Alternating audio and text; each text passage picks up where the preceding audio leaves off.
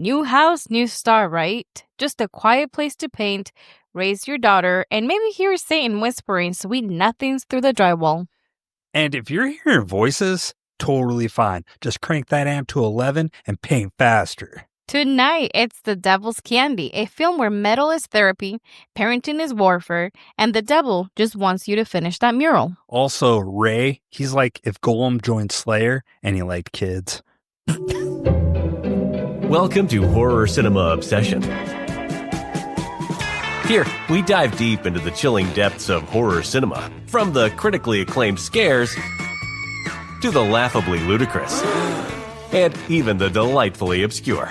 Now, let's join our hosts, Richard and Angelus, as they share their love, laughs, and sometimes sheer disbelief at the world of horror movies. All right, welcome back, guys. Another exciting rendition of episode number 56. Holy fucking macaroni. Holy macaroni's right. This is my co-host, my beautiful co-host, Angelus, and I am Richard Antahony, the one and only, the man, the myth, the legend. The legend. Self-proclaimed, but it's okay. I better be Antahony. Man, we got a good one for you guys tonight. It is, we covered, if you didn't know already, The Devil's Candy, 2015. Wow, I just got to say, wow, I'm impressed myself. With this random ass pick. This was my pick. It wasn't random, it was calculated with the vast research that I usually bring. Oh, did you put your phone on silent? It is on silent. Okay, because I was going to make you pay a fine for that. Butterscotch? Guys, she makes fun of me because I have butterscotch candies in my pocket. And fucking hard caramels. And now I wear Skechers shoes. What the fuck's happening to me? I'm He's a middle-aged man. transforming. You're a skinwalker. Oh my God. Anyways, gotta focus. But so to start though, before we get into this movie, The Devil's Candy 2015, Angelus, how are you? I'm surviving. You're surviving? You're not thriving? I'm not thriving right now. Really? Man, you've had a busy week. Packed full of graduations, recitals. I mean, this is pretty huge for you, man. You're busy. It's the month of the family stuff. Month of the family stuff. And shout out to little Emerson. Yep, She danced her heart away. She did. She tapped away and she twirled away. Good. And it was fun? Yeah, it was pretty entertaining. Kids were cute. All the kids. Did you have to watch she was funny. everybody's kids, even if Emerson wasn't in it? Yeah, they were actually pretty quick. The dances were like a minute, some of them. 2 minutes top, not even 2 minutes. I want to say they were like a minute long. A lot of those dances. Holy especially shit, with was the there little hundreds? Kids. There was a ton. There was like 58 or 60 dances. Did Orlando fall asleep? Okay. I looked over at one point and he was like leaning on his arm and had his eyes closed, and people would clap and he would wake up and start clapping and close his eyes. He's there. That's all that counts, man. You can't bring me that Hey, shit. when his kid went up there, he was fully awake, had the phone out like a good dad, ready to record. That's hilarious. Shout out, Orlando. You're awesome. Muscle Health, right? Muscle Health Therapy. Muscle Health Check them Therapy. out. Spokane, Washington. Yeah, my week's pretty good. You didn't drag me anywhere. I got to firmly say no. alone. I've had the house to myself pretty much all weekend. I have loved it. I got to get a lot of recording done and hear my sweet voice. That was nice. And yeah, I just got a weekend to myself. The grass is growing in the back on little patches that I sown some seed in. I've got green thumbs. What's up, green phalanges? We got green pubes growing on the backyard, as Richard called them. I'm excited, man. You're welcome. Good job. You're the man. I'm the man. Just fixing things right and left around here. That's what I do. We fixed the dryer stuff. Yeah. I participated, damn it. Solid. Give me some credit. But I did the dishwasher. You What's did. up? It's been a weekend of fucking things around the house, just like, oh, hey. I think you were self-sabotaging. We need a little bit of duct tape here. No, I think you were just like, what? Richard needs to work more. He doesn't work hard enough. Yeah, and I kicked the dishwasher and it stopped working. Exactly. No, but just to tie all this in, it was fitting because this movie was a great nightcapper, man, to the end of the week. Very awesome. I enjoyed it. This is the first time I've ever seen this movie. Was this the first time you've ever watched it? No, actually. You've I'm seen this kidding. before? And I've never heard of this before. I was going to be like, holy I shit. had no idea what to expect by the title. Really? Yeah, I saw two different covers. One of them was the girl, Mm-hmm. where she looks like she's drawn. And I was like, okay, Bloody. someone is getting killed. Mm-hmm. And then the other cover where there's... I didn't even know that was a girl in the cover. There's another one where it's a man, and then it's like an upside-down cross. And I thought he was Satan all this time. Yeah. But then it's we not. watched the one with the flying V where he's swinging that and the flames and the devil. I hadn't seen the flying V until after we watched it and I started doing my research. Yeah. Do you know And I what a was like, flying oh. V is? It's a guitar, guys. What brand makes Gibson. that? There you go. Woo! Well, there's variations of flying Vs, but yes, they're the original. Anyways. In a marsh. Huh? An amp. Oh, Marshall amps? Yeah, but she was like, the marsh, Dad. Yeah.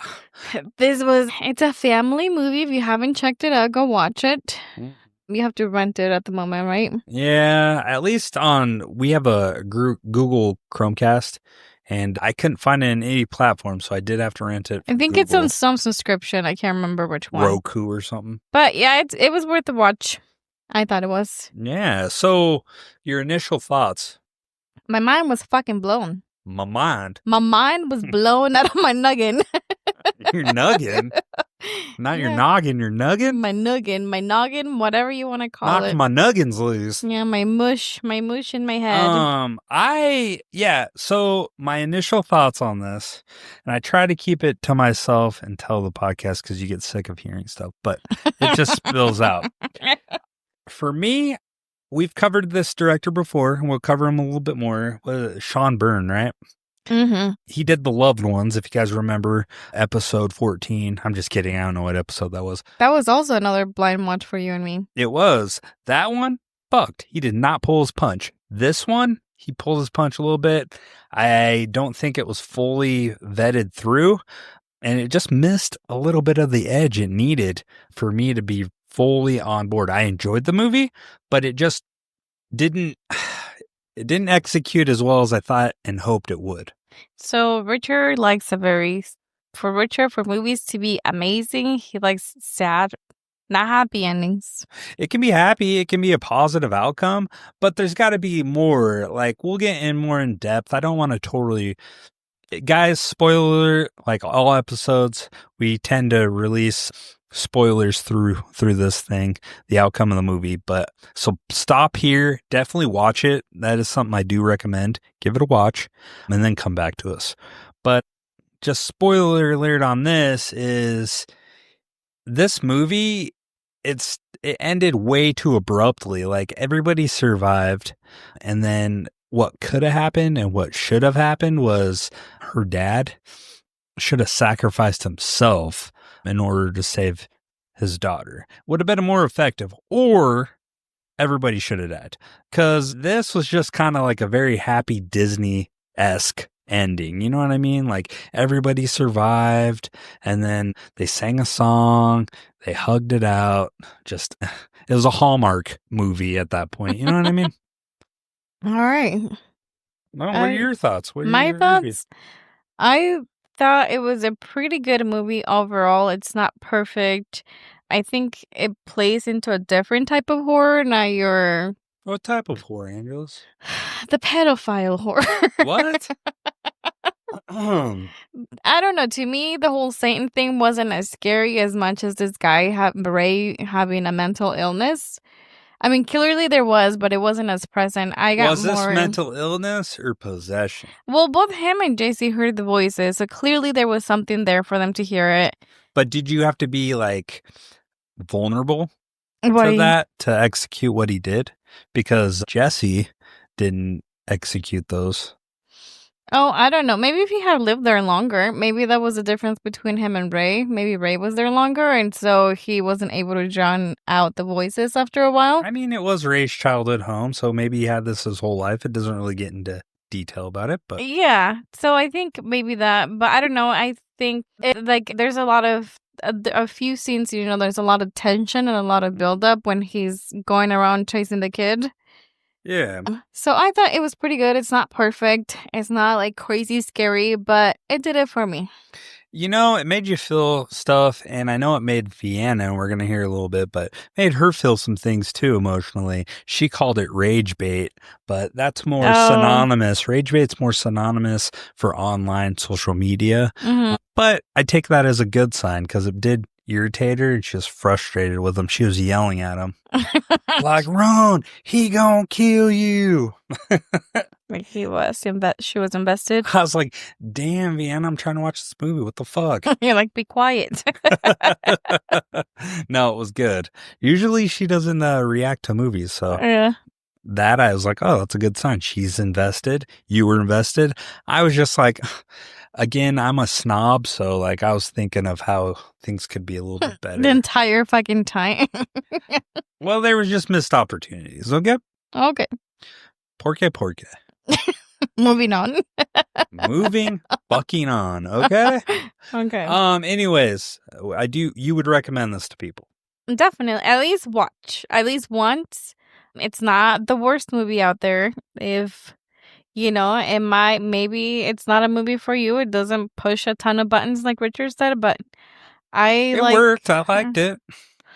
I liked it. I think it's worth a watch. So real quick, guys, give us a like, a subscribe, a follow. Yeah, rate the episode if your streaming platform allows it. We definitely need it. We need the algorithm gods to shine their loving light on us. Please tell us what you think. If you've seen the movie, let us know. And if you think we're wrong, let us know as well. I would love to hear it. Or a completely independent podcast. We don't have Richard as our do-it-all man. He's our producer. I'm the man. Director, choreographer, I'm the writer, editor. I'm the editor. So if it sounds like shit sometimes, I'm sorry, guys. What's the name for the people that make the music? He makes the producer tunes.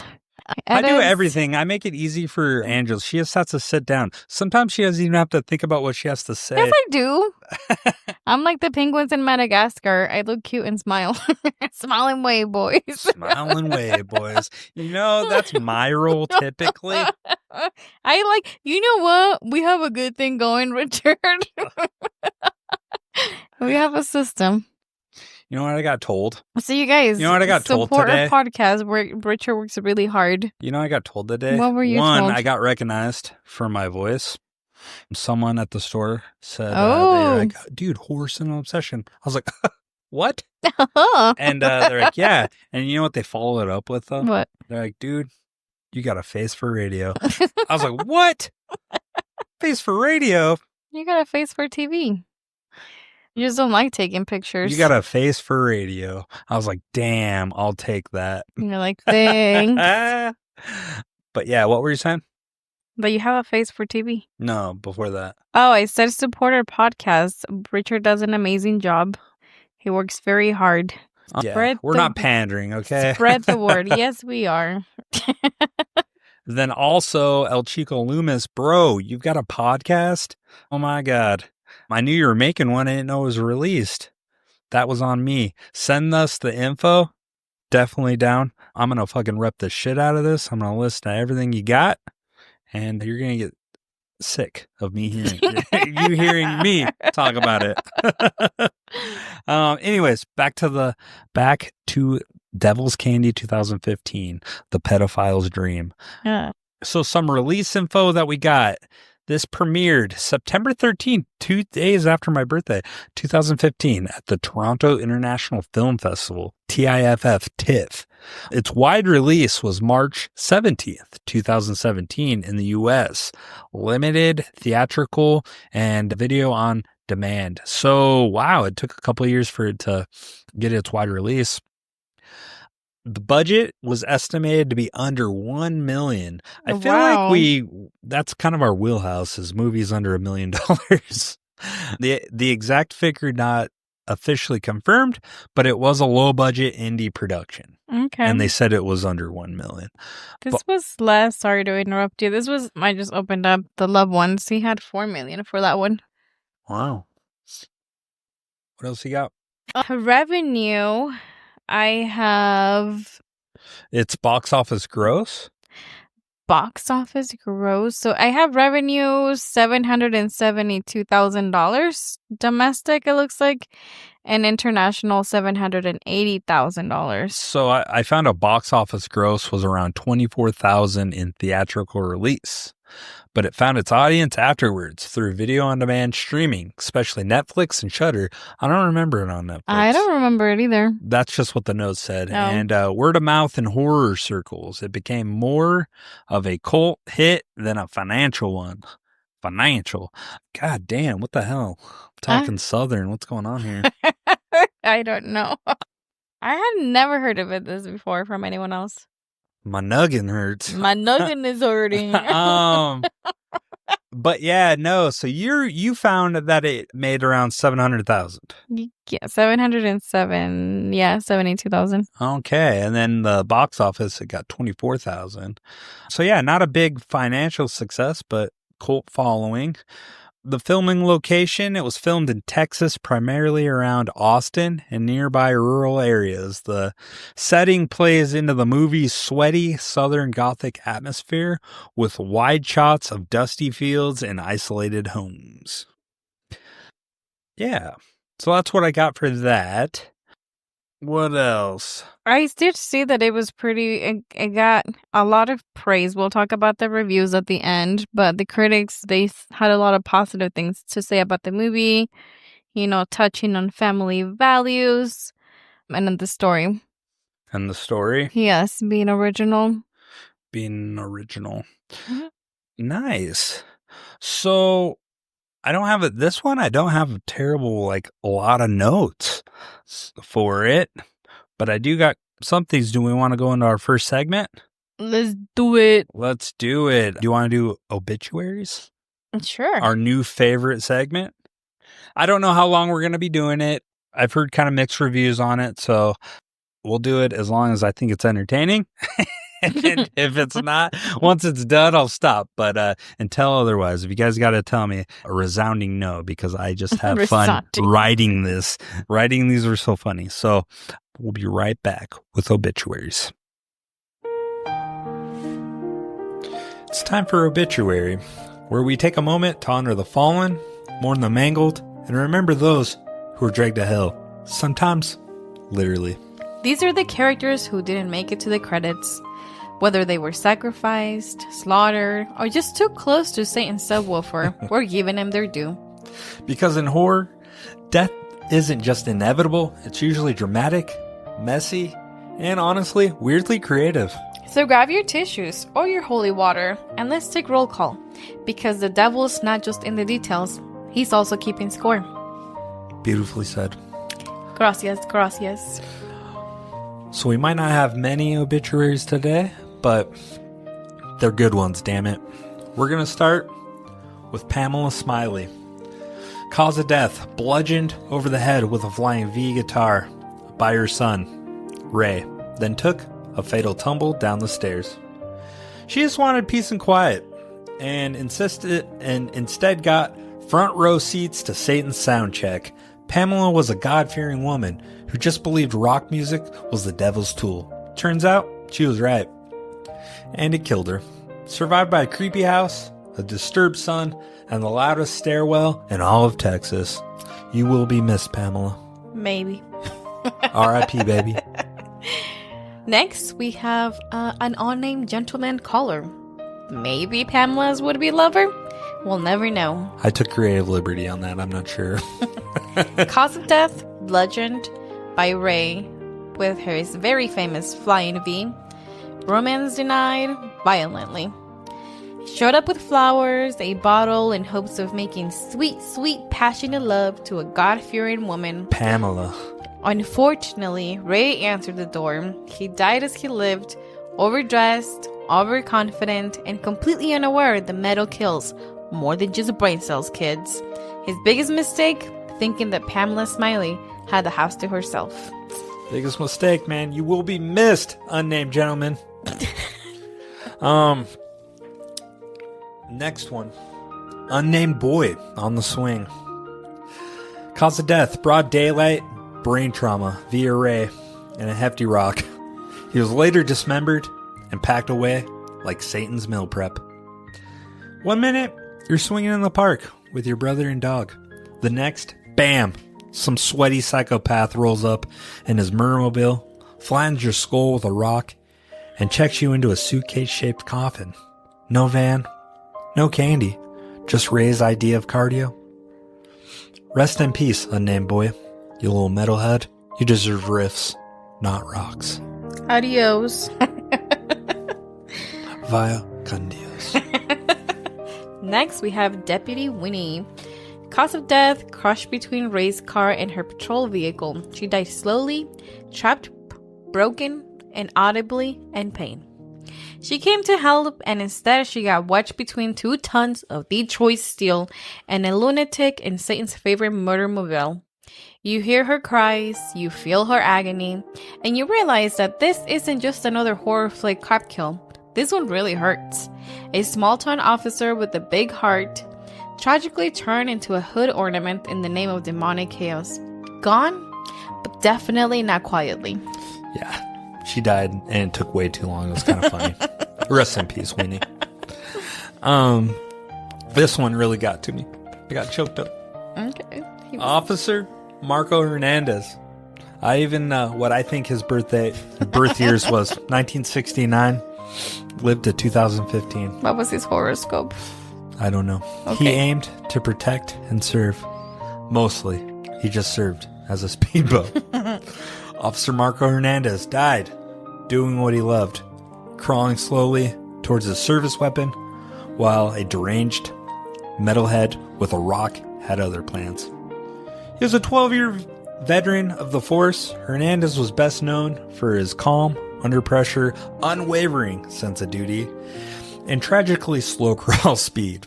On his final day, he was escorting a distressed family to safety, which in horror movie terms is basically announcing your death with a megaphone. Pinned in a field outside a rural murder house, Marco got the rare opportunity to reflect on life, death, and the importance of cardio, right before Ray Smiley turned his head into one-man percussion solo. He survived by his badge, his gun, which he almost got, Very important. and the last donut he left in the cruiser. A closed casket service will be held Tuesday. In lieu of flowers, donations can be made to the National Fund for Police Officers in Horror Movies, because walking towards creepy noises without backup shouldn't be a death sentence. Rest in peace, Marco. Adios, Marco. All right. Next, we have And this is the last one. Ray Smiley, the devil's bitch, the candy courier, Texas' creepiest basement dweller. Ray Smiley died in a house fire after a long, sweaty career of bludgeoning children on behalf of Satan. Acting as hell's least reliable Uber Eats driver, Ray spent his days whispering to the devil and his nights hauling off kids like trick-or-treat prizes. Known for his poor hygiene, bad guitar skills, and total lack of chill, Ray devoted his life to being the devil's errand boy, running around town grabbing quote-unquote candy like a demonic intern who just couldn't quit the job. He survived by an old radio, several body bags, and absolutely no one who misses him. No services will be held.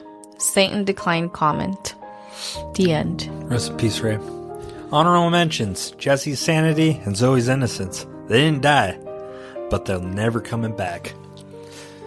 The cause: Satan's sudden interest in outsider art, sleep paralysis with a side of child abduction, and one too many blackout painting sessions in the murder garage.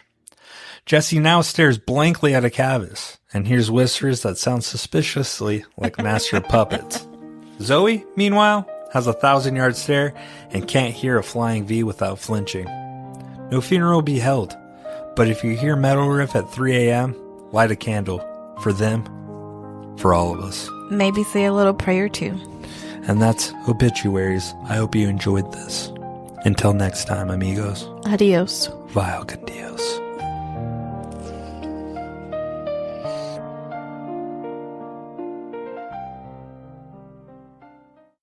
All right. I hope you enjoyed the obituary segment. This next one we're going to cover is the Obsession Files, the part of the show where we dig up the trivia, the behind-the-scenes secrets, and the wait, what moments that most people missed.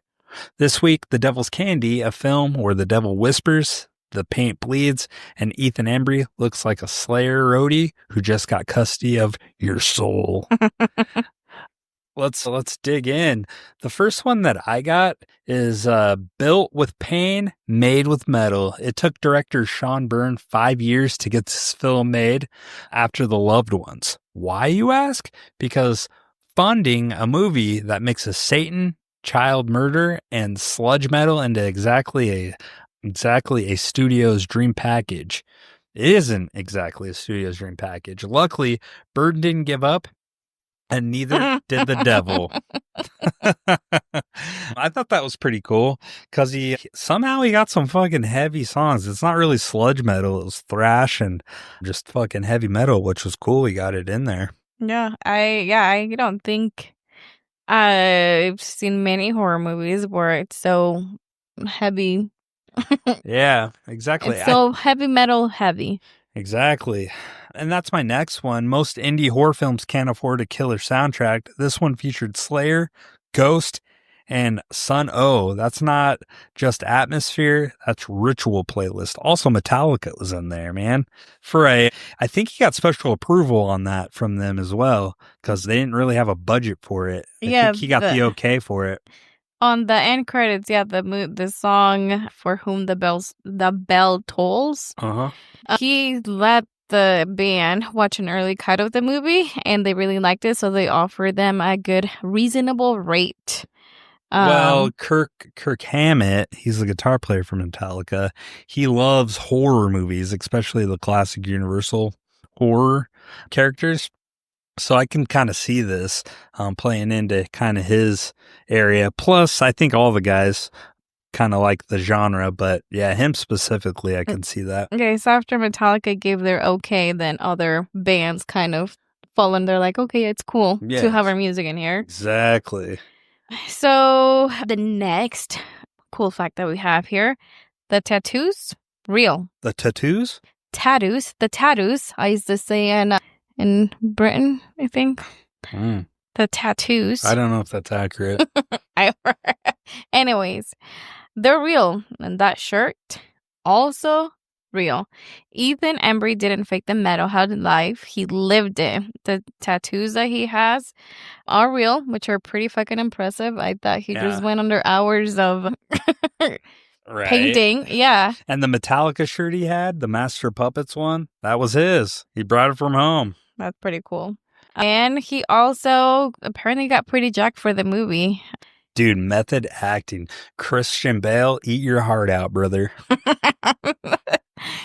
You liked his method acting better or no? No, nobody beats Christian Bale in The Machinist. But this fucker got ripped, man. Yeah. So even the tattoo on his back is real? Yeah. All right. Yeah, he's kind of a different guy, man. That's not what I see. Like he didn't get these tattoos for this movie. He was just tatted out. That was just him? Yeah. All right. Now, next one we got is Ray Smiley. Now with less blood. The original script for Ray was way more graphic, but Byrne pulled it back to keep things focused on dread instead of gore, and the result was Ray is less Freddy Krueger, more Walmart prophet with a body count and hardcore cataracts. I feel like he's more realistic this way. Yes, this is more believable. I'm so glad they didn't go the over cartoonish Freddy Krueger style. Bloody and yeah, gore. I mean, bloody and gory would have been nice. I like that. But I'm just glad they didn't go to the extra mile of really bringing in demons. They used less is more in this situation. And the whispers you can hear, that is giving you enough that there is a higher power fucking with these people. Yeah, like for the character, I think that was perfect. Exactly. It wasn't too overdone. Okay, filmed in Austin and possibly cursed. Ooh. Like you mentioned, the movie was shot in a real Texas home right outside of Austin. The crew, as we've heard with some of these other movies, reported cold spots, weird energy, and general no thanks vibes. Nothing was ever confirmed, but again, guys, if your drywall whispers, it might be time to break that lease. Or your mortgage. Dude, I always love that. The especially in the horror genre, it's always cursed. Like, oh my god, the house we filmed in was haunted. It was cold. People are crazy, man. But that's always a cool vibe to be on, and I would have loved to be on the movie set for this. So those paintings, real art from a real abyss. Jesse's disturbing art wasn't just from the screen. It was painted by Stephen Kasner, a real-life occult artist known for album covers, visions of death, and what we assume is the most terrifying studio in all of America. That's fucking cool. I know. They did a really good job. They authenticated the movie with real, like, obviously metal, heavy metal music, metal artists. I mean, this is awesome. Yeah. It's Sean Burns' like love letter to rock music. You know what I mean? The metal genre. All right. So the movie, Tiff loved it, but the theaters kind of forgot it. The Toronto International Film Festival loved it. The Devil Candy premiered at the festival in 2015 and got a pretty solid buzz from people that were there. But again, like we mentioned, it wasn't released until 2 years later in 2017 due to distribution issues. And then the cult status came later, though through streaming and also word of mouth. Like most demonic forces. Raise hell, praise Dale, baby. Yeah. And then the last one that I got is The Daughter Was the Anchor. Director Sean Byrne cast Kiera Glasgow to play Zoe, specifically to balance the darkness. She had to be sarcastic, grounded, and worth going to hell for. And definitely, I think mission accomplished. She played it well. Having a teenage girl living in our house, I can definitely see the resemblance. That teenage angst, you know what I mean? Mm-hmm. With that metal running through their veins. Metal running through their veins. Exactly. A little dramatic at times. Not as sassy. No, but. Yeah. And that's it. That's a bit it for our obsession files. 1 part metal, 1 part madness, and a whole lot of hellfire behind the scenes. So yeah, that's what we got for that. What do we want to do next, man? This episode's a little choppy, so I apologize, guys. We're trying to find our footing there. Choppy. I'm not even apologizing. Screw you guys. I get all defensive. You're like, wait a minute. We can go into the cast. Do we want to get into the cast? Mm-hmm. Okay. Okay. Let's see what we got here. Looking at my notes. Yeah, how'd you like the cast? I was only really familiar from here with a couple people, mostly Ethan Embry. I remember him from Sweet Home Alabama, more recently from, what's Frankie? What's the Netflix show? Frankie and Nuggie? I don't know. Gracie and Frankie? Yes, Gracie and Frankie. He was Coyote. He was Frankie's son. Oh. Dude, I remember Can't Hardly Wait. He was in that, and then he was in Empire Records. He also did A Vegas Vacation with Chevy Chase. Okay. Interesting. Yeah, so he was a child actor. He also appeared in Dutch and All I Want for Christmas and Far Off Place in 1991. He later starred in teen classics, like I was just saying, Empire Records, Can't Hardly Wait. And in recent years had roles in cheap thrills, Blind Spotting, First Man, and TV series like Grace and Frankie, like you were saying. So this guy's just kind of stayed pretty consistent acting. He's 46 now. That's crazy. And he plays Jesse Hellman, who's the dad. And you were saying, and dude, okay, so I'm curious of our listeners, but I am wig blind. I can't tell when actors are wearing wigs. You said he was wearing a wig? It looked like a mop. It did? He looked like he had a bad haircut? No, it was a wig because there was no hairline. Yeah, and he's got a It huge looked hairline. like it was falling forward, like the wig. You couldn't tell where his hairline started and where it ended, and it just looked like they just like put it there, pulled it to the front just a little bit, and it just sat there. Yeah, that was wild. I guess until you pointed it out, like I didn't realize. I was like, holy shit. It So was a pretty bad wig. it was. It was. I want to hear from our listeners on that one. And the next person we got is Pruitt Taylor Vince as Ray Smiley. So you know where I recognize this guy right off the bat? Like it's pretty like you're going to be like, how the fuck do you remember this, Richard? Okay. But I remember Pruitt Taylor Vince in an episode of X-Files. Mother, of course you would. And you know why I remember? Because he did the same crazy bastard doing the cataracts with his eyes. That's his signature thing. I'm like, ooh, I know that from somewhere. It was from like season 3 or 4 of X-Files, like episode like 5. He plays a painter and he's painting something. And he ends up like kidnapping women and killing them. Oh. And then a photo comes out and it's them like trapped or whatever. And it's like of the future. And then Agent Scully is in the picture. Oh. And then Fox Mulder has to save her. Oh. I remember, I don't know the details, but I just remember his eyes. Dancing eyeballs. And I remember Fox having to say Dana Scully. So heroic. I know. I love X-Files, by the way. How'd you like him? I think he did a really good job of the villain. Like you said, you know, he was a pretty good.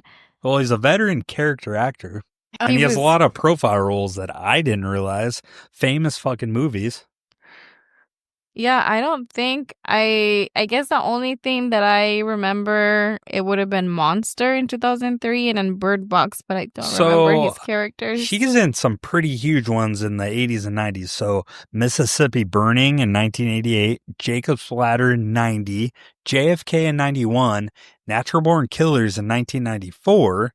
He won an Emmy for Murder 1 in 97, then appeared in Nurse Betty, Identity with Ray Liotta. He's in Constantine. I remember that with Keanu Reeves. He played parts in Deadwood, Heroes, Reborn, True Blood. He was in The Walking Dead, and then Superman 2025 is his newest role. This fucker is in everything, but you don't, like, I don't remember him in all those, but I was pretty young with a lot of these. I haven't seen him since I was a kid, but Jesus, he has a huge portfolio. Like one of the bigger ones that we've covered in these episodes. So I thought he did pretty good as the creeper. I know he made you feel a certain type of way. You hated him. Yeah, he made me feel uncomfortable for fucking sure. I know. You just were like automatically, you're like, pedo, pedo, pedo. I was like, Jesus, Angeles, we got it. Your pedo alert was going on. I was just yelling because he was on the fucking crawl in bed with that kid, and I was like, nope. Wasn't that crazy? And his eyes are going nuts. Yeah, and I was like, no. Who else do we have? We have Sherry Appleby as Astrid Hellman, who plays the mom. I don't recall seeing her and stuff, but she's done a few things. She was also in Grace. No, she was in Alma and the Wolf. Dude, I seen she was in Roswell, the show from 99 to 2002. Yeah. And then she was in Swim Fan in 2002. I don't remember her in that. She was in Thrill of the Kill, Your Place or Mine, The 13th Floor. Yeah. Charlie Wilson's War. I know these films. I've seen Swim Fan. I've seen episodes of Roswell. I know of Charlie Wilson's War. I don't think I've ever seen it, though. Okay. And then she was in a show called Unreal. I've never heard of that either. Apparently Amazon, maybe? And it went from 15 to 18. Okay. She transitioned into directing with episodes of Minx, Blackish, New Amsterdam, and Young Sheldon. So it sounds like that's kind of the career she took. Okay. I like Young Sheldon. I remember seeing maybe Blackish back in the day, like mid 2016 maybe, but I don't remember seeing any of the other ones. Young Sheldon, that's a thing. Yeah, that's pretty entertaining. Is it? He's very sassy. I don't know. Yeah. Okay. And then we have Kiera Glasgow, who plays Zoe Hellman, the daughter. How did you like the daughter in this? You know, her acting, she was pretty young when she was in this. I thought she did a pretty good job. It wasn't perfect, but I thought it was pretty good. Better than the girl, and I hate to even compare because they're kids, but Fender Bender. Oh, yeah. That poor girl couldn't act to fucking save her life. Literally. Yeah, she did a really good role. I thought she did good. She captured the emotions really well. She's a little dramatic at times, but I think, teenagers are. Yes, very dramatic. Richard's like, very. Just like you can't razz them. They're like, I'm feeling a certain way right now, and I just don't appreciate. Back off, Mon. Yeah, I just don't appreciate you razzing me right now. That happened at the Olive Garden, okay? I was like, oh, wow, whatever, dude. I'm a sip on my sweet tea. Hey, man, her boyfriend, Wheaty's going to real Italy. I thought, hey, man, let's take her to get the taste of Italian food at Olive Garden. I don't think it compares, but she didn't think it was funny. Not at all. Richard's like, watch my joke. It did not hit well. You laughed. I thought that was great. I thought it was funny. She was totally caught off guard. It was hilarious. I was like, huh? I don't appreciate your jokes right now. Oh, funny. We love you. It's all in jokes. And then we have, so she's a young actress. That was her breakout role. I don't think I've seen her in anything else. I haven't seen her in anything else, but it looks like she was in Christmas Magic, I'll Follow You Down, Copper it's a TV show, Bit in another TV show, and then it was Maps to the Stars, and then that's kind of all that I saw for her back in 2014. Okay. And then we have Tony Amendola as Leonard, and we know this guy. He's been in a few things. I don't know if he's been in any movies that we've covered, but he plays the art gallery owner who's drawn to Jesse's darker artwork.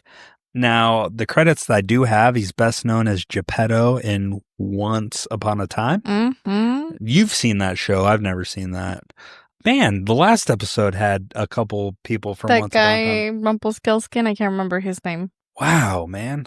I feel like we go on runs sometimes where the actors are just caught up in the same cast. I wonder how we do that. And then he plays Bratak in Stargate SG-1 with a career spanning decades of film, TV, and theater. I know you have other things on this guy. What do you have? We have covered 2 of his other movies. No shit. Yes, shit. What? We saw him in Annabelle. He was the priest in Annabelle. He had a very brief appearance, but he was in Annabelle. Oh, that's right, where he takes the doll. And he was also in Curse of La Llorona. He was a priest that was talking to the mom and being he's like, the one who you can't go over there. Yeah. Connects those two people in the Conjuring universe. Yeah. He was in The Lone Star, Mask of Zorro, Legend of Zorro. Ooh, you like Zorro. I do like Zorro. Pompeii.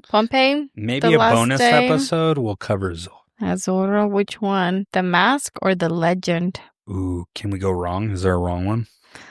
I grew up watching The Legend of Zorro with Antonio. Mm-hmm. He was in The Dark Avenger back in 1990. And more recently, he was in The Smell of Sin. Ooh. It's stinky. Stinky caca. And then we have just supporting cast highlights. J. Allen Nelson plays the teacher, long career in TV and indie films. Craig Nye, Marco Perella, Leland Orser, Melinda Royer fill out the town's residents, police, and clergy, adding realism and tension to the movie. Why this matters, pretty much. Ethan Embry brings genuine artistic and emotional depth, in my opinion. Pruitt Taylor Vince, his casting boosts the film's dread and unpredictability. Shuri Appleby balances the horror with maternal strength and nuance. And Kiera Glasgow gives Zoe a grounded innocence that raises the stakes. Beautiful. I think they did a pretty good job. Yeah. And then rolling in, we won't cover them too much because we did From the Loved Ones. But our director and writer on this, again, it's funny. I bring this up every time. Directors do their own writing. They're always missing something. It's a collaborative effort. So bring someone else in to punch up the script or help. You know what I mean? You can have the vision and you can take control, but have someone help you, because this could have helped. This could have been better with someone else chipping in. You know what I mean? Do you think he should redo it? No, I don't think he should. I think he has something here, but I'd like to see someone else take this and maybe recreate and do a little bit better. But again, Sean Byrne, he's Australian, known for intense, stylish horror with heart, pain, and he usually has killer soundtracks, at least from the loved ones. He made that in 2009. And then this one in 2015. Did we cover in the facts that this movie, it took 5 years? Mm-hmm. Yeah. To make, which is nuts. So The Devil's Candy is a second feature. He got this movie because he liked it. He got a reference. I forgot what it was. Basically, a story about artistic obsession, satanic influence, mental illness, and fatherhood wrapped in textures of doom. I guess I don't have it where it was. It was something specific that he got this movie idea from. Okay. I did see that he was playing with the idea of, like, as far as the thing driving the violence being the demonic vases, just based on real life cases of people claiming to hear voices as well. Yeah, the devil made me do it. That was one of the inspirations that I saw. So he wanted to explore this a little bit. That's what it was. Idea of possession in a more psychological way. That's what it was. It was like the Amityville Horror. He got influenced of that, where you get haunted or possessed and it gets into your artwork and just takes you to extremes. Kind of like The Shining as well with Jack Torrance. You know what I mean? Yeah. You get into that writing, you just go crazy. That's kind of the vibe he was kind of going for. So I do give him that. That concept is a great idea, and I think there's something here. I just don't think he mined it completely. I think this could have used a little bit more marinating, you know what I mean, to get a little bit better story. Moral of the story: working drives you mad with possession in some cases. No, I'm just saying there's a few instances. This, like you leads us to our sponsor, BetterHelp. Like you mentioned, The Shining, they got too much into their work. And then let's see. Okay, well, I think that's my notes for this section. Do you have anything else that you want to contribute? My beautiful plot. Yeah, that's coming. No, that's all I have. We'll take a quick break and then we'll cover this next segment that I'm excited for. We already covered Deadbeat Dads of Horror.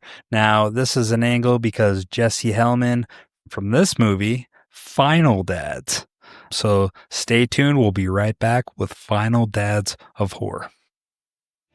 Reeling through the trauma, fighting ghosts and zombie mamas. They don't run, they throw hands. They're horror's final dads. They bruise the tire, still light the fire with duct tape, guilt, and flannel.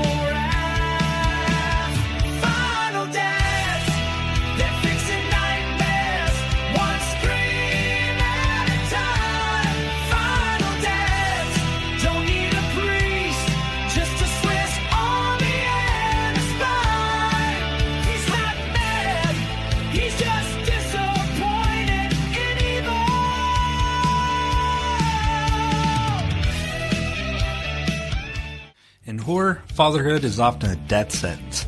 It's a mental breakdown, a plot device that disappears halfway through the movie. But not these guys. These are the rare horror dads who didn't abandon their families, get possessed in Act 1, or tell their wives it was just the wind. These guys showed up. They protected. They went full-blown monster hunter if that's what it took. These are the Final Dads. So we compiled a list of our favorite Final Dads, or the ones we could think of at least. I've got 10 of them. You've got 10 of them. I wonder if some of them are going to be the same. Maybe. Maybe. Perhaps. So yeah, we'll go through it. And guys, listeners, if you have any final dads, let us know. Reach out on our Instagram. The IG, as the kids like to say. Do they say IG or IG? IG? I don't know. And then, or email if you're old school. Or a handwritten letter. That works too. I always like handwritten letters. Love a handwritten letter. Mm-hmm. Even in serial killer handwriting, because guys, some of you have gotten my serial killer handwriting. So have they? I think so. No, you say it's all. You always make me right. Oh, well, there's a lucky one out there. So yeah, to start it off, I guess we'll just go my 10, your 10, my 9, your 9. Yeah. All right, I'll kick it off. Start with number 10.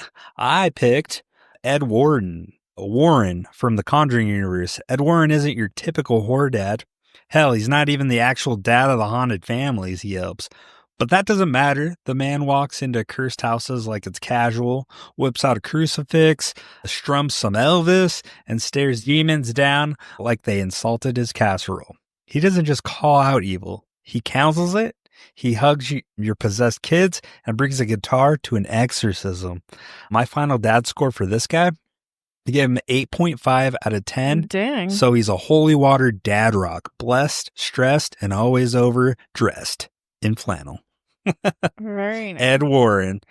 That's who I got. I like him. He was not. I guess I haven't seen The Conjuring in a long time. Yeah, Ed and Lorraine. Based off real people. They had. Oh, I guess. But we never saw him with his kids, did we? Yeah, he has a daughter. I know he has a daughter. And the more recent She's like movies. in the third one. Anyways, what was your number 10? Oh, okay. If mine was wrong, what's up? My number 10 is Louis Creed from Pet Sematary. Ooh, he was on Deadbeat Dads. He's making his roundabout for Final Dad. I mean, he meant well, but he was a deadbeat dad because he buried his kid in the pet cemetery. He was a kind of good husband and dad. Moved his family next to a high-speed highway. Why would anybody freaking do that? That was like flag number 1. I didn't watch his kid.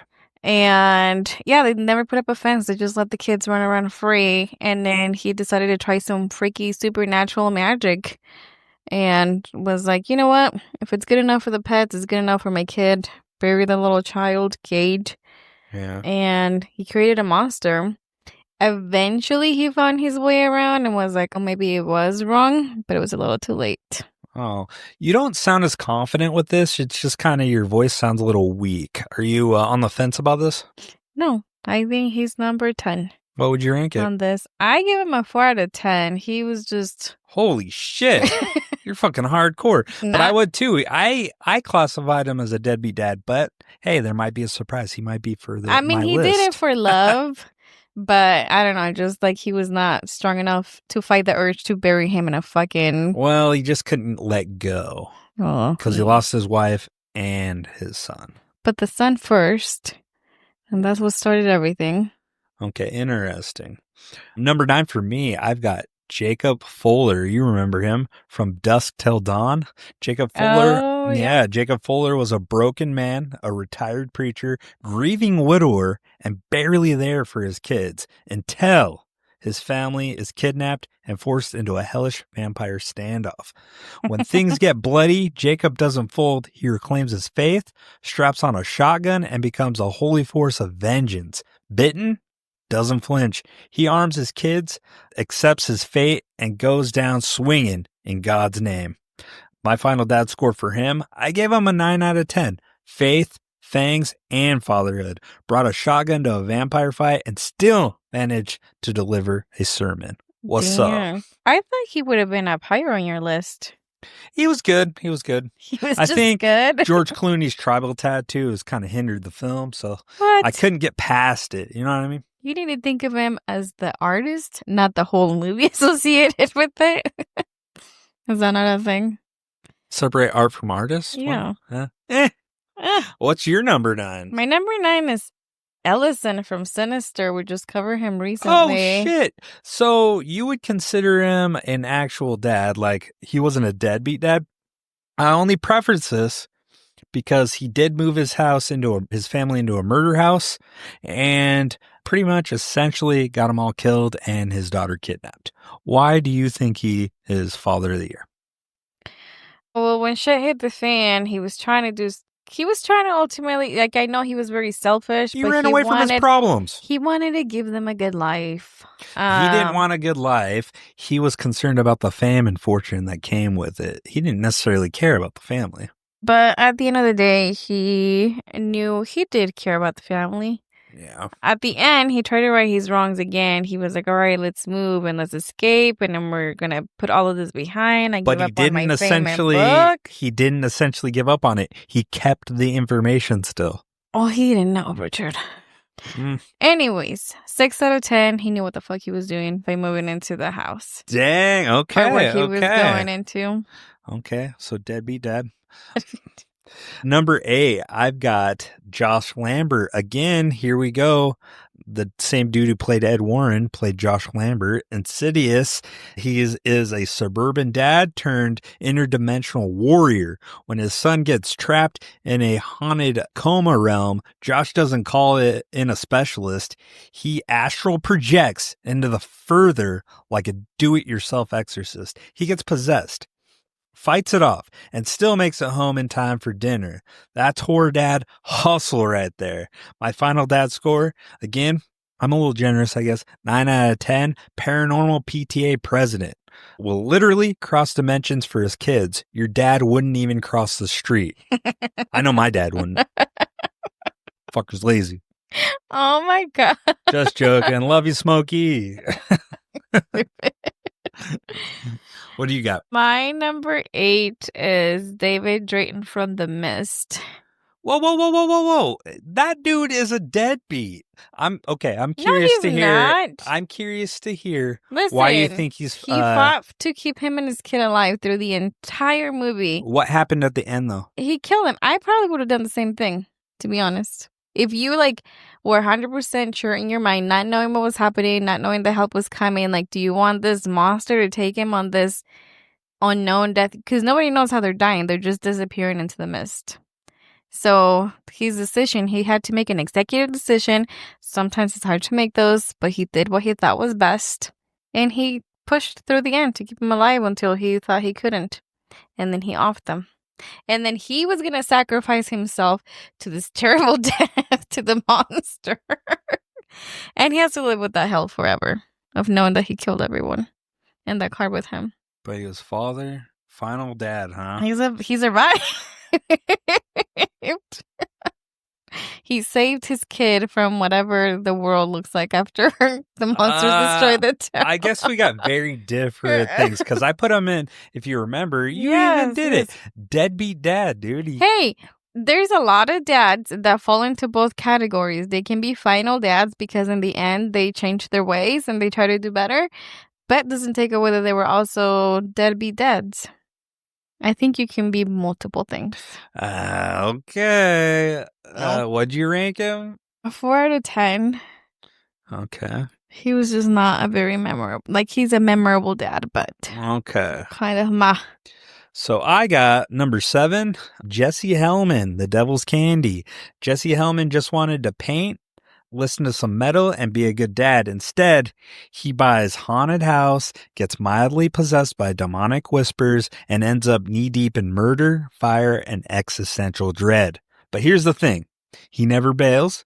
He channels in his inner metalhead rage, picks up a weapon, and goes full-blown satanic siege mode when his daughter's life is on the line. Final dad score for me, I gave him a 9.2 out of 10. That's generous. Satan Slayer in slim fit jeans. Possessed? Maybe. Present? Always. Moist? Absolutely.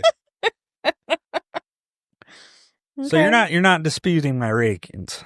I know I'm pretty convincing. You're not, but it's okay. All right, what do you got for number 7? My number 7, and I think this is where you and I are going to have some we haven't agreed. Differences. We haven't agreed so far. Okay, but I think we're going to have a difference on whether he's a dad or not. I think he's a dad. Lewis from Interview with the Vampire. I think he's number 7. That's Brad Pitt's character. Yes. So he wasn't a biological I'm getting dad. creepy uncle vibes from him. I thought that was Tom's. Tom was more creepy. Whatever he. I mean, they both Lester, were different whatever. versions of creepy uncles. Well, for me, Louis, he got turned, and then not biologically, but he did turn Claudia. So he did help create a baby and raise her. Kirsten Dunst? Yes. Bring it on, girl. Wow. Yeah. And then, eventually with time, he realized what they were doing wasn't right and killing humans. So he tried to turn it around, although it was against their core vampire beliefs, and try to teach her how to live a decent life and do ethical deaths. This one, the death. This one, I can agree with you. I can get on your side on this one because he has peer to him. He's good. The other one, David Drayton, yes, he started out, but he just fucked up. He was a deadbeat. He made a mistake. Loser. He made a mistake. Anyways, Louis, I'm giving a 7 out of 10. Okay, that's pretty high. Number 6, I kind of struggle with this because I think he should be up the list a little bit more. I gave this, number 6, Jim Hopper, Stranger Things. Jim Hopper is a gold standard of reluctant fatherhood turned ride-or-die protector. He starts off as bitter, broken man hiding in a bottle, ends up fist-fighting interdimensional monsters, secret agents, and actual Russians, all in the name of parenting and traumatized psychic tween who loves Egos. He's gruff, he's loud, he's got fashion sense of a divorced park ranger, but when 11 needs him, Hopper shows up with a shotgun, a heart full of pain, and a kind of emotional, repressed love that only 80s dads could ever deliver. Final dad score, 9.4 out of 10. Government issued grill dad. May not say I love you out loud, but he'll beat the apocalypse with a crowbar for you. Put a lot of thought into this. Very good. Very good. I agree with you. Okay, cool. Yeah, he picked up a random little kid with powers. My number 6. They actually found each other. It was destined. I was destined, but he could have turned her into fucking Child Protective Services or something. He was Child Protective Services. He was it was a small town. It was a small town. He could have called someone else. Jesus Christ. What's your numbers? My number 6 is Jesse. This segment is awful. It's not. We just did not agree today. Yeah. I agreed with you. I don't know. My number 6 is Jesse Hellman, Devil's Candy. Okay. This is where I put him. He was always late to his responsibilities. He tried, but it wasn't his fault that he was having demonic voices speak to him and distract him from his adult responsibilities. Yeah, lovable loser. Everybody likes. He just wanted to be living the rock life and paint whatever he wanted. But in the end, he's a starving artist with a family, and unfortunately, they don't align a lot of the time. He came through. I give him a 7 out of 10. Okay, 7 out of 10. I like it. We on number 5? Yeah, number 5. Yep, number 5. I've got Gabe Wilson from Us. Gabe Wilson is the ultimate vacation dad. Sandals, boat shoes, corny jokes, and a baseball bat ready for blood when things go south. He's kind of the guy who thinks maybe it's just a weird neighbor thing until he sees his own face trying to break into his house with scissors. And when the moment hits, Gabe flips the switch from awkward suburban dad to full-on home invasion Terminator. He takes on his evil twin, protects his family like a human wall, and does it all while dragging a broken leg and towing a damn boat. My final dad score on this, I gave him a 9.5 out of 10. He's dad dominator. Can't run fast, but will out dad your evil clone with sheer stubbornness and dad strength. What's up? Very nice. Very nice. Yeah. I haven't seen Us yet. You haven't? I haven't. Oh, well, you need to. It's a good one. Maybe we'll cover it next season. Maybe. Okay, my number 5, this is where I got my number 5, is Jacob Fuller from Dusk Till Dawn. I put him up higher. Okay. You like it, but you like that religious stuff a little bit. What religious stuff? You like not because he was religious. You like your dad's religious. No, not because he was religious. He was just, I feel like he was a good dad. He was struggling with his faith in the movie, but that's okay. I just gave him a 5 because in the end he sacrificed himself. He tried to get his kids to do what was best and save themselves. So yeah, so overall I rated him 8 out of 10. All right, cool. Number 4, I've got Andy. So this is Cargo. Andy is a dad in the worst situation imaginable, bitten in a zombie apocalypse with only 48 hours left before he turns. Most people would crumble. Andy, he builds a damn plan. And he spends his final hours trekking across the Australian outback to find anyone who can care for his baby daughter. And when that's not enough, he rigs his own soon-to-be corpse into a literal walking baby carrier, complete with scent blockers and dangling chunk of meat and a stick to keep himself moving forward after he's turned. Final dad score, 9.7 out of 10. Undad, uber dad. Died doing what he loved, carrying the entire burden of parenthood on his back. I forgot about him. He was a pretty good, awesome dad. I know. Cargo was pretty good. I remember watching it a little bit ago. Yeah, it was intense. I was like, that baby. I would have rated number 1, but okay, that's fine. Wow, I'm but you, kidding. what's your list? We both got lists. What's your number 4? What's up? My number 4 is Lee Abbott from A Quiet Place. Okay. You know, the entire time he was just trying very, very hard to keep his family alive as they were fucking going through, and then try to fucking not just keep him alive, but try to operate a quote unquote normal life. Yeah. Like they kept having kids and shit, which Okay. that was wild, but They like the fuck. he kept them alive without getting fucking possessed or killed or doing stupid choices. Anyways, 9 out of 10. Oh, okay. Number 3, and now I hate this fucking director, and a lot of horror people give me shit about this, but Mike Flanagan, total terrible storyteller in my opinion. But Hugh Crane, The Haunting of Hill House. Hugh Crane didn't just battle ghosts, he battled the grief incarnate. The man watched his family crumble under the weight of trauma, addiction, loss, and supernatural forces that fed on emotional wounds like it was candy. But through it all, he stayed broken, yes, haunted, absolutely. But when his kids needed him, decades later, he returned to the house that destroyed his life to protect them all over again. So final dad score, I gave him 9.8 out of 10. Haunted hero with a heart. Didn't exorcise the demons, but he carried them so his kids wouldn't have to. Interesting. Yeah, I know. Fuck Mike Flanagan. Did you like the show, Richard? No. Did you watch it? Yeah, I fucking had to get through it. It was long. Would I watch it again? Absolutely not. And I don't recommend that to anybody. I recommend it to everybody. I disagree with your ranking. I think he was a shitty ass dad. Wow. Okay. He was. It was his kids who ended up getting possessed and being haunted by demons. He was just too traumatized to deal with any of the family drama. And he was like, nope. They had to drag him out to the freaking... when they were started burying off the kids as adults. Okay. Okay. What do you got, man?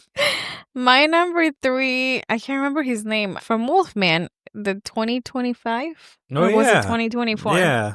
He was not aware of his unwilling family legacy, and he decides to take this fucking weird family trip to try to save his marriage and try to go pick up his dad's belongings, who was a conspiracy theorist person, or so he thought. Lived off the grid. Yeah.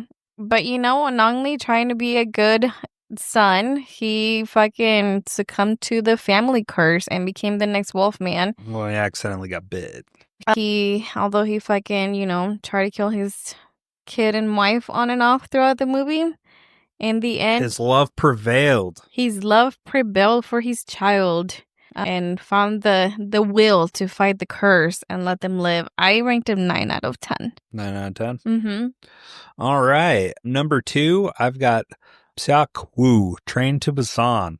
He starts off as the classic emotionally distant horror dad, overworked, underconnected, and pretty bad at birthdays. But by the end of the film, he's a full-blown mythic figure of sacrifice and redemption. When a zombie outbreak erupts mid-train ride, Sok-woo transforms from reluctant chaperone to unstoppable protector. He punches, smashes, and body slams his way through the infected, all to keep his daughter alive. And just when you think he's going to make it, he gets bit. But he doesn't panic. He doesn't break. So that's important. Final dad score, 9.9 out of 10. Transient tears of champion.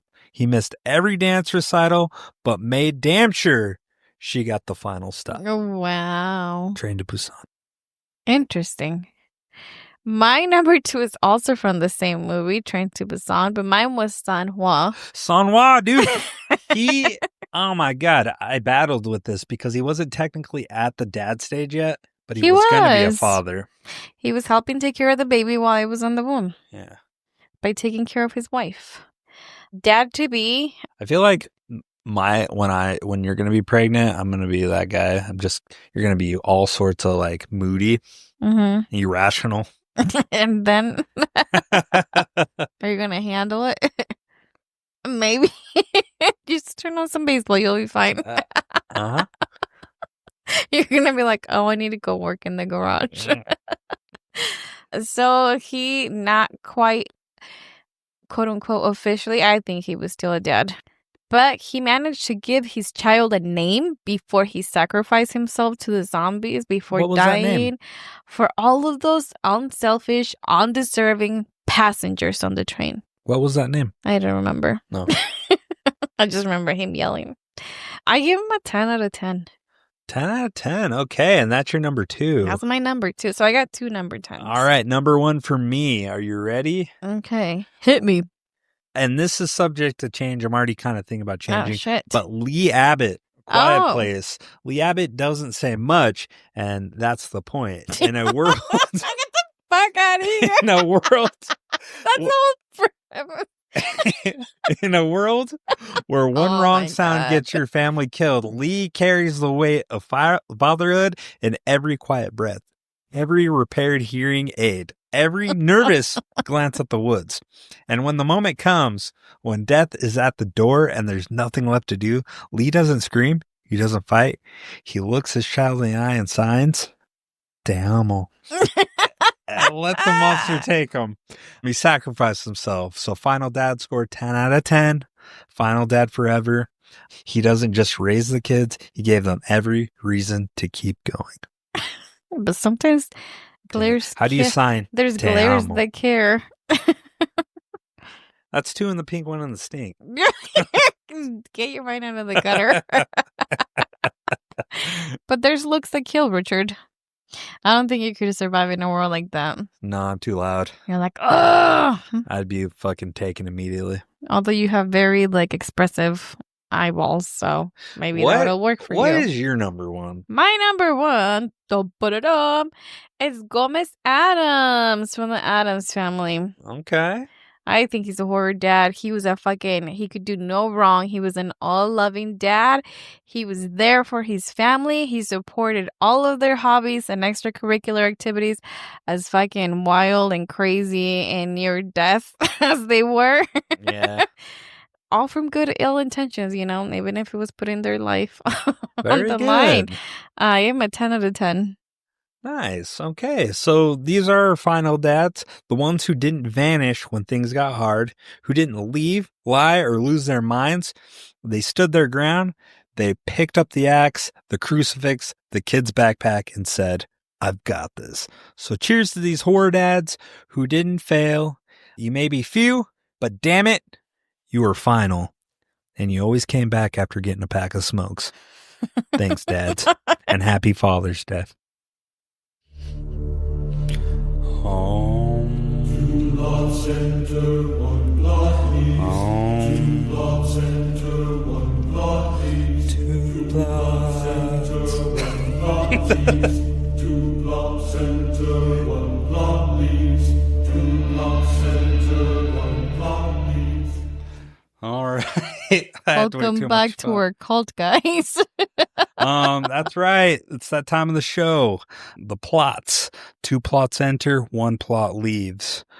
And as always, me and Angelus go head to head. And Angelus, my beautiful co-host, what do you got for me? First.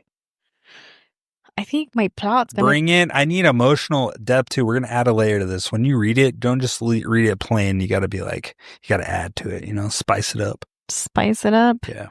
I'll sprinkle some paprika. Okay. So, the Hellmans buy their first home with hopes of creating new memories. Jesse, a starving artist, tries to pitch in and help with the financial decisions, all while struggling to find desirable inspiration to sell in his art. In order to make their home work, they ignore the house's past dark history of odd deaths and evil metal. After a few weeks, an old resident of the house, who happens to be Satan's new personal caterer, starts making visits to the house. Turns out the devil has a sweet tooth, amazing dental insurance, and it needs more candy. Packed with mysterious luggage bags, Ray tries to drown out the voices by hosting solo mosh pits in his motel room, dressed in very unique and risque trash bag outfits. As Jesse loses himself and his possessed work, he starts dropping the ball on his dad's responsibilities and neglecting Zoe a little too much. Through it all, Ray proves to be an obedient soldier and doesn't give up on bringing Satan the sweetest candy of them all, packed in like little to-go bento boxes. As the Hellmans realize Ray is not just Delulu and Jesse's not purposely dropping the ball on his dad responsibilities, it might be too late for this family to save themselves from making it onto Satan's special dinner menu. The end. Okay, that was a little lengthy. That was a mouthful there. You're welcome. Okay, what's Gandhi, by the way? I didn't say candy, I said candy. Oh, okay. Where did I... I'm kidding. Oh my God. I'm like, where did I write candy? Good I job, said good candy. Okay, are you ready for this? Sure. The devil's candy is what happens when a metal-loving dad moves his family into a house that practically screams child sacrifice on the Zillow listing.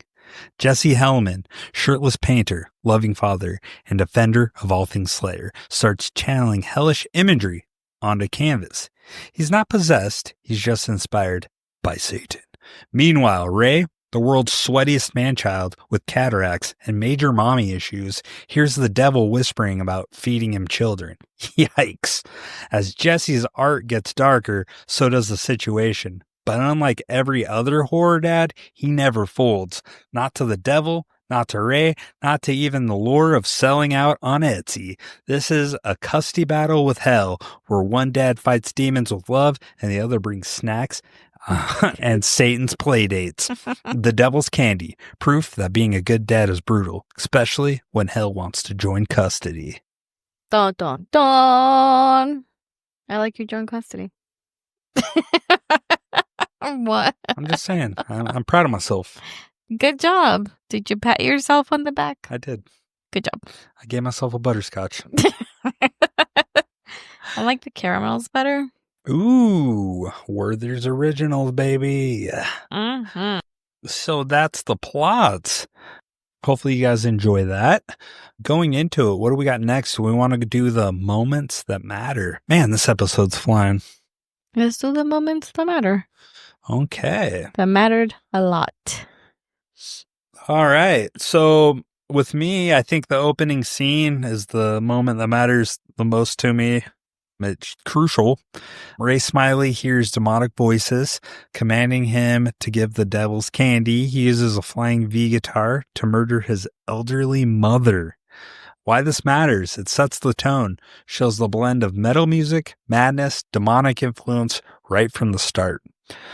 I feel like this definitely grabbed your attention because at first you and Vienna were just like yip yapping and that you had your social media on blast and I'm like, oh, okay, not interested. And then boom, it grabbed you and got silent. Wow, put me on blast. Why don't I you? have to. It drives me nuts, dude. I was answering to someone. Uh-huh. Uh-huh. Yeah, pretty right off. It's like, boom, demons on your face. Boom, death. Well, I love it because 2 in the morning, we've all done this, or at least I have. Put the amp on, I kick it on. Exactly. I got my Mesa Boogie on, amp going up to 11, and I'm just hitting that power chord, that E string, or, that B, down-tuned B tuning. I have no idea what Richard's I'm just talking about right wailing now. on it. Just wailing on it at 2 in the morning, or 3 in the morning, the witching hour. Is 11 the highest? 11. Have you ever seen... I can't remember. Is 11 the loudest? No, 10 No. is. But I crank it to 11. So It's wait, from a movie. I can't remember what it was. My memory is shot. it's those Skechers you Yeah. got. I know. It's the movie where they have a mini, they're dancing around it. What's the Stonehenge? And they have midgets dancing around it on the stage. It's hilarious. It's supposed to be like life size, but when they ordered it, they got the dimensions wrong. And it's like miniature on the stage. It's hilarious. I don't think I've seen that. It's a classic. It was Rob Reiner directed it. Let me get this. No, yeah, opening scene, pretty. It's a hook. Spinal for sure. Tap. That's what it was. Spinal Tap. No, it has a pretty good hook of grabbing your attention in case you're scrolling through social media, as Richard said. The opening scene.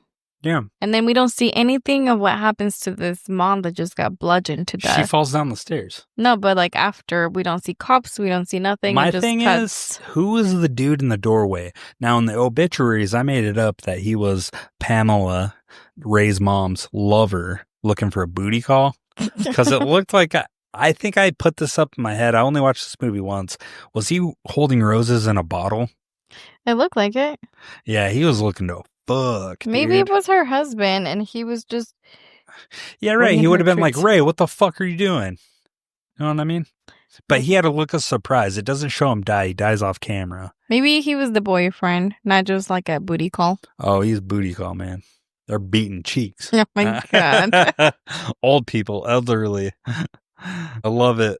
Way too old for that kind of shit, man. At 2 in the morning. What the hell's going on? Let them here? live their lives. They want to be spontaneous and have 2 in the morning sex. Let them beat their cheeks at 2 in the morning. Okay. She's just a Okay. God-fearing woman, okay? A saint. Was she? I don't know. didn't get religious vibes from her. Oh. Yeah, the cross on the wall. What the hell? Well, a lot of people have crosses on their walls. I don't. A lot of people, not everybody. So then after this, it sets up the thing because now we see Jesse's painting in the garage. And he's doing a mural for a bank. It has butterflies and it's very cheesy. He doesn't like doing it. His daughter even says, dude, you sold out, bro. Like, what the fuck? That's not metal at all. He's like, I know. We gotta pay the bills, man. Exactly. So that sets it up. They go inside and they're talking about they're going to be late to their appointment for a house showing. They're looking at a house to buy. And lo and behold, it's the house where Pamela died, the Smiley's house. So they check it out. Everything's looking good. It's a perfect house on paper. They walk through it. They're excited. They're like, holy shit, this has everything we want. Huge ass garage for a studio. The bedroom's twice the size for Zoe. Mm-hmm. Everything's just great. It's a house you want your family to grow up in. And they're like, we can't afford this. This is nuts. And the dude, he's like, full disclosure, murders happened in this house. That's why it's so cheap. He played it down. He's like, it's a couple. They had an accident. Yeah, he didn't say they were brutally murdered and their son is on the loose. He's like, the dad survived and he just couldn't live without his wife anymore. Mm. It's a sad love tragedy, Romeo and Juliet. But yeah, they make the decision to go for it and buy the house. Yeah, it was too good to pass up. And they're stressed because it's going to push their budget to the max. He said he's going to take up more budget paintings and sell out. So they're going to make it work because she works at a salon, right? Yeah. Yeah. Does she own the salon or is work it? I don't think that they clarified that she... No, I think Details matter here. she works there because they make a comment about her having to ride the bus. So they only have one vehicle for that home. Yeah, and he's like, well, we can always buy 2. He has my point of view. You're like, we'll just get another one. We'll just buy them. They give them out for free at the freaking... We'll just get that air conditioner. It's $600. We got the money. It's cool. And then we don't have the cash. But yeah, he's just like, it's gonna be fun. It's gonna work out.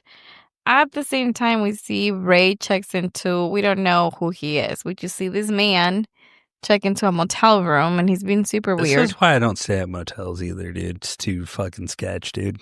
But then Ray's just blaring his fucking guitar in the hotel room. So it's the only thing that makes the voices go away. Yeah, and a cop comes and he's like, hey, buddy, keep it down. We don't want to have this conversation again. And this is where help us both out. Where you pointed out his eyes are just dancing the entire time. That's this actor's signature thing. It was pretty creepy. So yeah, so there's that. That's all we see of Ray as of now. And then the next big scene is we see, the deal went through and then the family moves into the house. So they're setting up, but they're going around setting up. Jesse, he gets home and he starts hearing the whispers when he walks in. So it's like, oh shit. It's like, is he also prone to this thing? Yeah, instantly. And he keeps following the voices, and the voices, whatever he's whispering, they never said any words. Did you ever catch any words? It just sounds like whispers all around. Yeah, only they can understand. Yeah, he follows it to Zoe's bedroom, and he's there. And at this point, Zoe has her room full of posters. Yeah, he takes down a poster, and that's the cross that showed in the opening scene, falling upside down, and it's stained that way. Yeah, so there's no cross, it's just the outline. Yeah. Yeah. So it's like, oh shit, that used to be Ray's bedroom. Yeah, and then his wife walked in, right?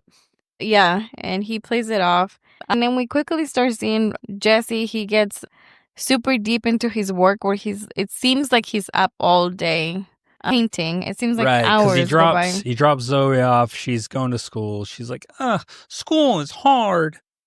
Being a brand new kid. Yeah. He's like, don't worry about it, and gives her the devil horns.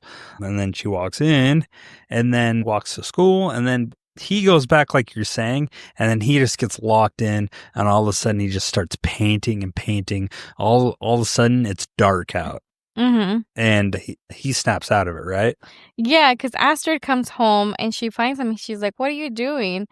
And it's like he zoned out for all of those hours that he was painting. And he thought it was only 5 minutes. Yeah, and at this point, he painted that cross upside down in like black and white. And she's like, all right. But then the next big thing that we see is Ray shows up at the house, and it's at nighttime. And Zoe's the one who opens the door. Is it at nighttime or is it daytime? Nighttime. Zoe answers the door. Because Jesse and his wife Astrid go inside. They're still talking, and Zoe opens the door, thinking it's the pizza guy. I think it's, and she's like, "You're not the pizza guy," and he's like, "Oh," he's like, not really processing what she's saying. He's like, "Oh." She's like, "Whoa, you got a flying V," or she has a little like watered on tattoo on sticker her arm. on her He's like, arm. "I have a guitar that's just like that, and it's a red flying V." And she's like, "Whoa, you got a Gibson flying V?" He's like, "Yeah." And she's like instantly like all stoked. And then Jesse comes in. He's like, "Who the fuck are you? Get the fuck out of here." And shuts the door. And then Zoe's like, "Oh my God, you got to let people be cool. Pronouns. No, she does not. The thing, even though he's clearly a pedo. The shocking thing is when Jesse comes, Ray's like, oh, he says that he needs to come home now. That used to be his parents' house. And they're like, sorry, like they don't live here. This is our house now. And he's like, oh, they don't let me play loud. I need to play really loud. And they're like, we don't care about it. You need to go. Yeah, you no longer live here. Yeah, and so like Jesse's forced to shut the door on him and just be like, no, we're not having this conversation. All butthurt about it. Like, you need to be nice to people. Like, I'm just like, dude, typical teenager bullshit. Like, you haven't lived life yet. Wait until this guy sneaks into your bed and stares at you. And licks you. Whoa, licks I'm kidding. Fucking Doesn't weirdo. He lick? No. He just sweats in the bed. Ew. Fucking nasty. The next thing that we see is we think that Ray is like some kind of crazy, like religious. He's watching this priest on TV go on and on and on about the devil, how bad the devil it is. He uses people to do his evil deeds and just on and on and on, just like sermon. And then the next day we see Jesse again is heading out. He's taking Zoe to school. And there's the red flying V and a Marshall in the front yard. And Zoe's instantly stoked. Jesse's like, you're not keeping that. She's like, please. And she's like, Dad, you're such a piece of shit. You're always a Debbie Downer. Oh my God. He's like, wait till your birthday. We're going to get you something for He's your like, birthday. I'm going to get you a V. And she's like, you're poor, you fucking loser. And then Jesse takes like a digital copy of his painting that he did, the upside down cross, to this gallery. Well, and you can tell he's been there multiple times because they're like, oh, we don't want to see this. They already denied your artwork. We'll never look at it again. He's like, this one's different. You need to look at it. She pulls it up on the computer and she's like, oh shit, let me see what I can do. Because it clearly has it's shocking, otherworldly thing to it. And she's like, okay. And it's what the art dealer wants. Yeah. The next big scene that we see is we see some kids, 2 siblings. They're going to a park with their dog. They're playing around. And then who do we see in his yellow tracksuit? Ray. Tramping through the woods. Yeah, following them. Yeah. And the older boy and the dog go into the woods. And then the little boy's just swinging on the swing. And this one got to you. Having a good old time. And I thought for sure Ray was going to get the kid that went into the woods with the dog because that's where he was. But the next thing we fucking see is him standing behind the kid on the swing. And grabs a huge with rock. the rock. And bashes the kid's head in. Yeah, I was like, nah. You were devastated. I mean, the only thing is this movie doesn't show a lot, so leaves it to your imagination. Yeah. But does a pretty good job. He packs the kid away in his car, and then by this time, you see the kid being taken out of the trunk in a rug. Yeah. And then he starts moving in the rug, and he hurries up and takes him into the motel. Yeah. And then he's in the room. Again, there's more church shit on the TV. At the same time, Jesse goes into like another trance and he's painting. So he had this huge painting that I think he was selling, right? The butterfly painting. To the bank. He changed it. And while Ray is killing this kid, Jesse painted the exact same kid his face on one of the butterflies. And he snaps out of it and he completely forgot to pick up Zoe from school. It's dark. And he's like, holy shit. And rushes to the school and Zoe's just sitting there. Pissed off at him. I would have been. It's a new school. There was a thing that fell start walking through. home. Get out of there. It looks like it was pretty far because there was no bus that would go to their house. At one point, he ran there. Oh, he did. She said, "I don't know anyone. I don't know how to get home."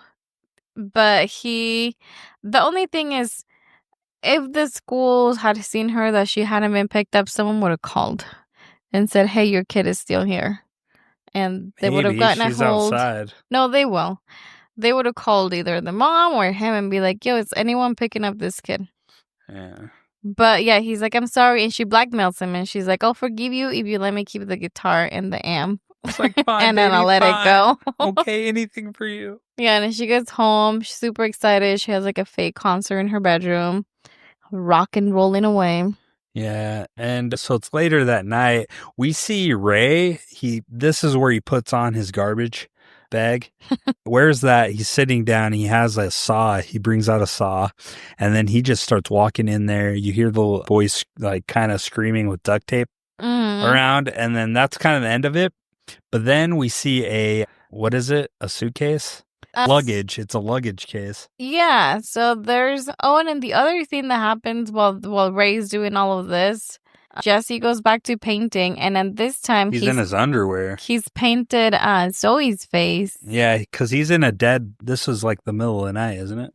Yeah, and then Astrid, his wife, goes out to check on him, and Jesse's she's like, "Dude, always, this is fucking creepy." I get it's Texas. It's humid. Yeah. He's always sweaty.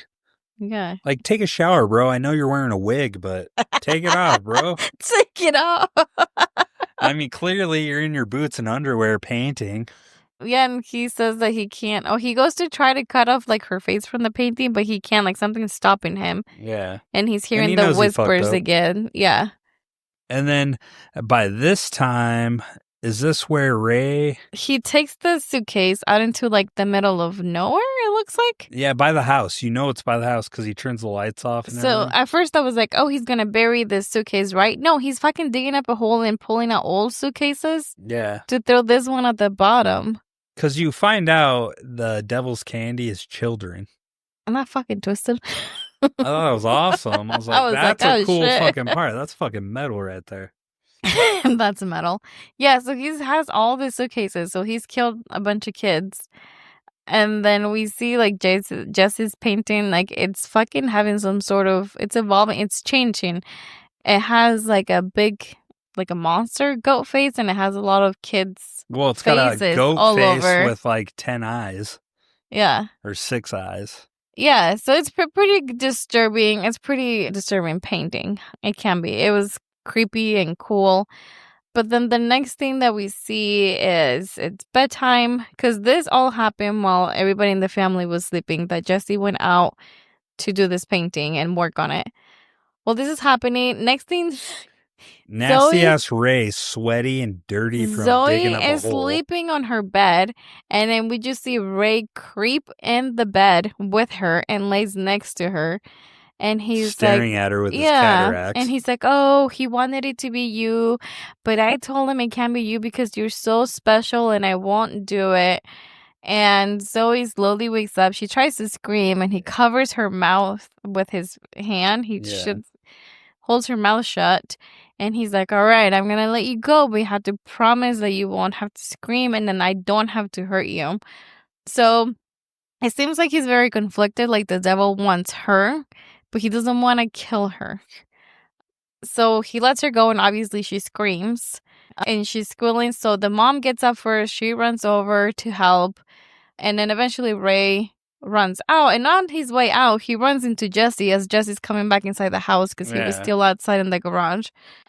And it was pretty Jesse's funny. Jax, bro. Ray is big. He's got that country strong, right? But Jesse's pretty jacked athletic. You'd think he'd take him out. But... yeah, Jesse tries to grab him, and Ray just kicks him on the face and takes off. Yeah. And then the police come, and everybody's like, oh, like, is your door unlocked? Like, how did he get in?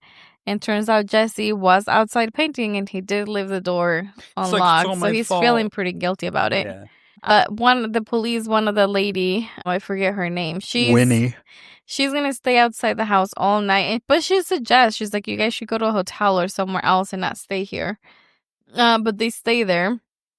And then Jesse falls asleep, and he has like visions of Ray coming back for Zoe.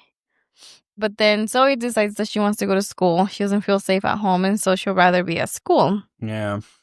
And Jesse's like, I gotta paint anyways. Yeah, so Jesse takes her, but at the same time, that lady from the gallery calls Jesse and tells him that Leonard, the art dealer, really liked the painting, and he wants to see what else he's working on to see if they can buy more art there from at 3, him. and he's like, nah, man, I gotta pick up my daughter. Like, okay, well, we can push it at 2. Mm-hmm. And he's like, okay. And he's feeling the pressure. The art dealer does come. And this is where you find the art dealer, Tony Amendola. He is part of Satan's team as well. I didn't get that until after. I was like, oh, shit. That was pretty clever. He keeps trying to distract him. Like, you can tell Jesse's trying to stay on track and trying to be good and go get Zoe. He wants him to drink. He wants him to pretty much sell his souls. That's where he got this movie concept from. He got it from the movie Crossroads. Okay. Where you sell your soul for rock and roll. Okay. So essentially, to be great at something, you're willing to sell your soul to the devil. Damn, Gina. That's where Sean Byrne got it. All right. Or Robert Cray, I believe. So, but Jesse's like pretty center this time around. He's like, no, dude, like I'm telling you, I need to go pick up my daughter. So he speeds off to go, and then everything that could go wrong. But the art director's like, sacrifices. Yeah. Right? Yeah, you gotta make sacrifices. He's like, I can't sacrifice this. Yeah. He's like, what's the matter? It's just 2 more minutes. Yeah, you're going to be rich beyond your wildest dreams or whatever. But yeah, no, he leaves, and then everything that could go wrong, he like pops a tire, swerves all over the road. Well, the dude's fucking speeding. Like, just go the normal speed limit like everybody else does. 5 over, bud. And then he has no service. Nobody's picking and up. And then it sounds like he starts hearing the whispers where he is, where before they were just contained to the house. Yeah, so he freaks out and he starts running. Mm-hmm. And he gets to the school. It's still daytime, but the school's empty. He runs into an employee, and no one has seen her. It's Zoe, like she's gone. Yeah. So they call the mom, and she's not with her either. And then the next thing that we see is Ray actually has Zoe duct tape on his motel room and the bathroom floor. Yeah. This is where he said he licks her because she's crying, she's scared, and he like touches one of her tears and he fucking eats.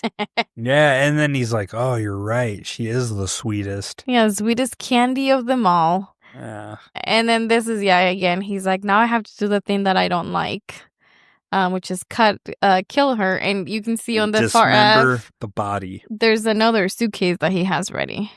Yeah. And then he goes out into the main bedroom. He gets naked in his undies to do his ritual. And Zoe's crafty. She starts like unpeeling the duct tape that's around her, sticks it to the ground and starts unrolling herself. She sees a window, starts to get out there. Ray opens the door, sees that, grabs her foot, is bringing her back in, but then she still escapes, right? Mm-hmm. Yeah, she escapes out the window, and then next thing we see is she's at the police station, and they go pick her up.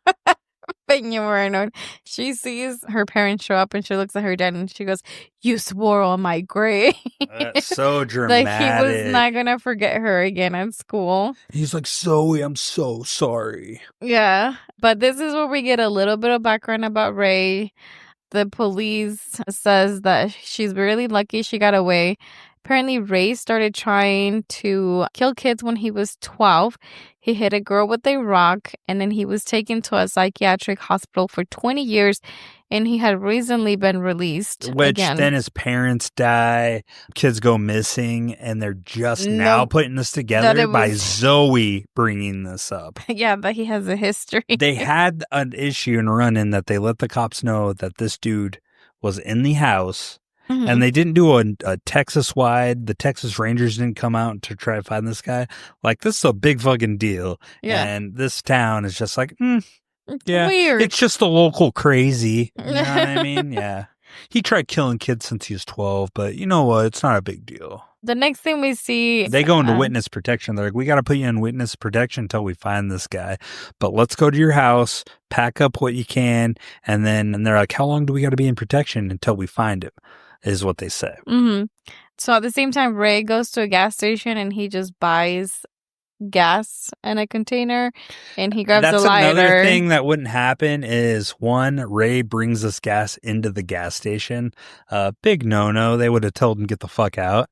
And two, when you just put like a creeper, you slam the jug of gasoline on the counter, and then a lighter. What are you doing, buddy? And then a lighter. They're not selling you the shit. In fact, they're calling the cops.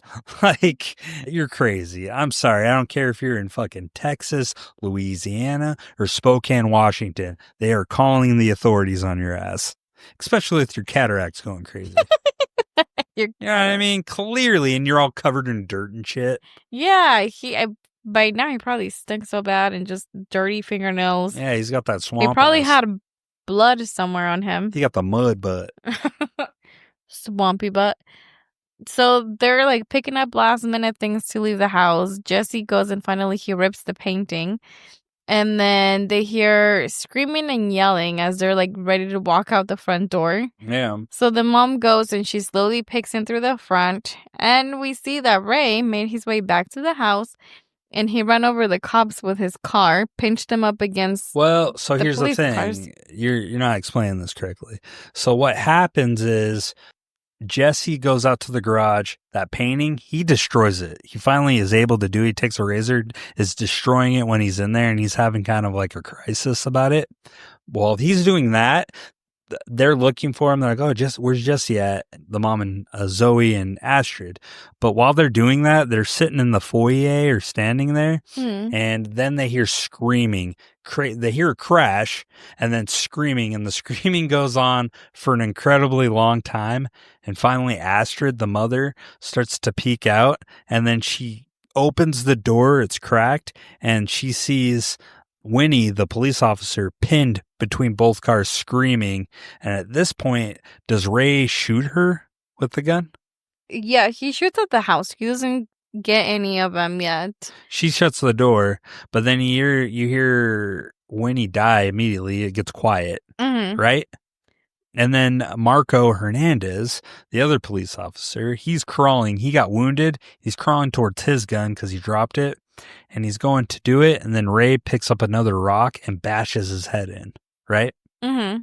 And at this point, he grabs that gun and starts going inside. Yeah. He unlocks the door. He's like, oh, I got a key to this.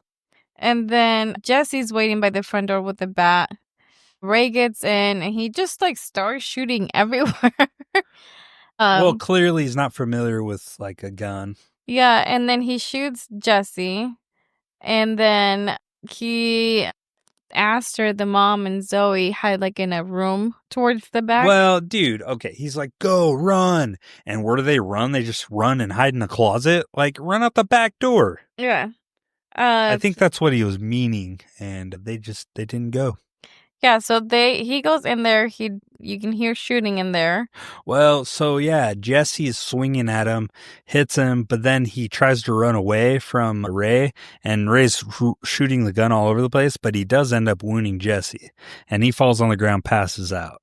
Then he walks slowly to the closet, and then you hear screaming again. They're both screaming, Zoe and Astrid, and then all of a sudden you hear a couple gunshots, and then quiet, and just one screaming, Zoe screaming. So you think Astrid, her mother, died. Dead, yeah. Yeah, and then it takes Zoe up the stairs?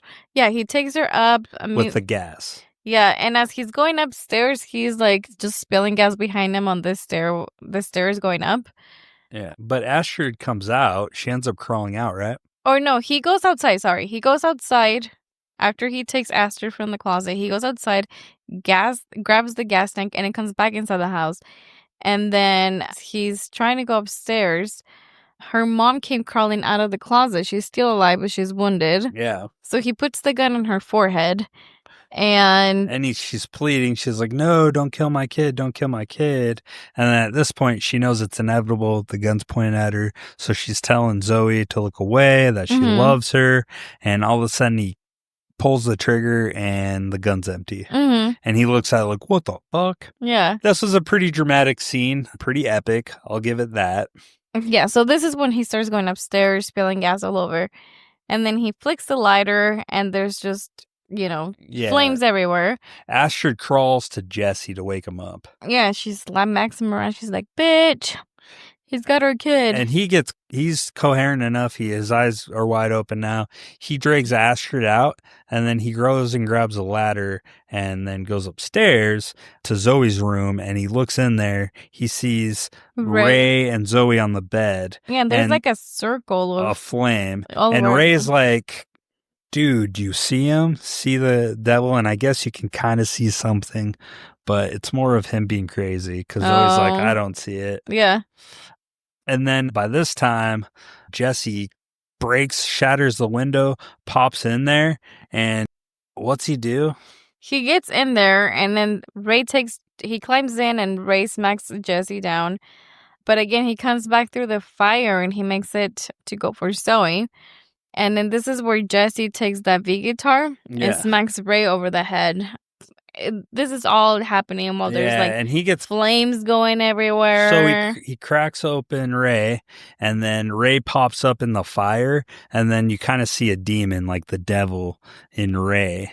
And then he dies. He's engulfed in flames. And now Jesse's like, hey, man, you have to trust me this time. Yeah, I didn't pick you up from school. Yes, I swore on your grave. Yes. You're dramatic. I get it. You're going through teenage hormones, whatever.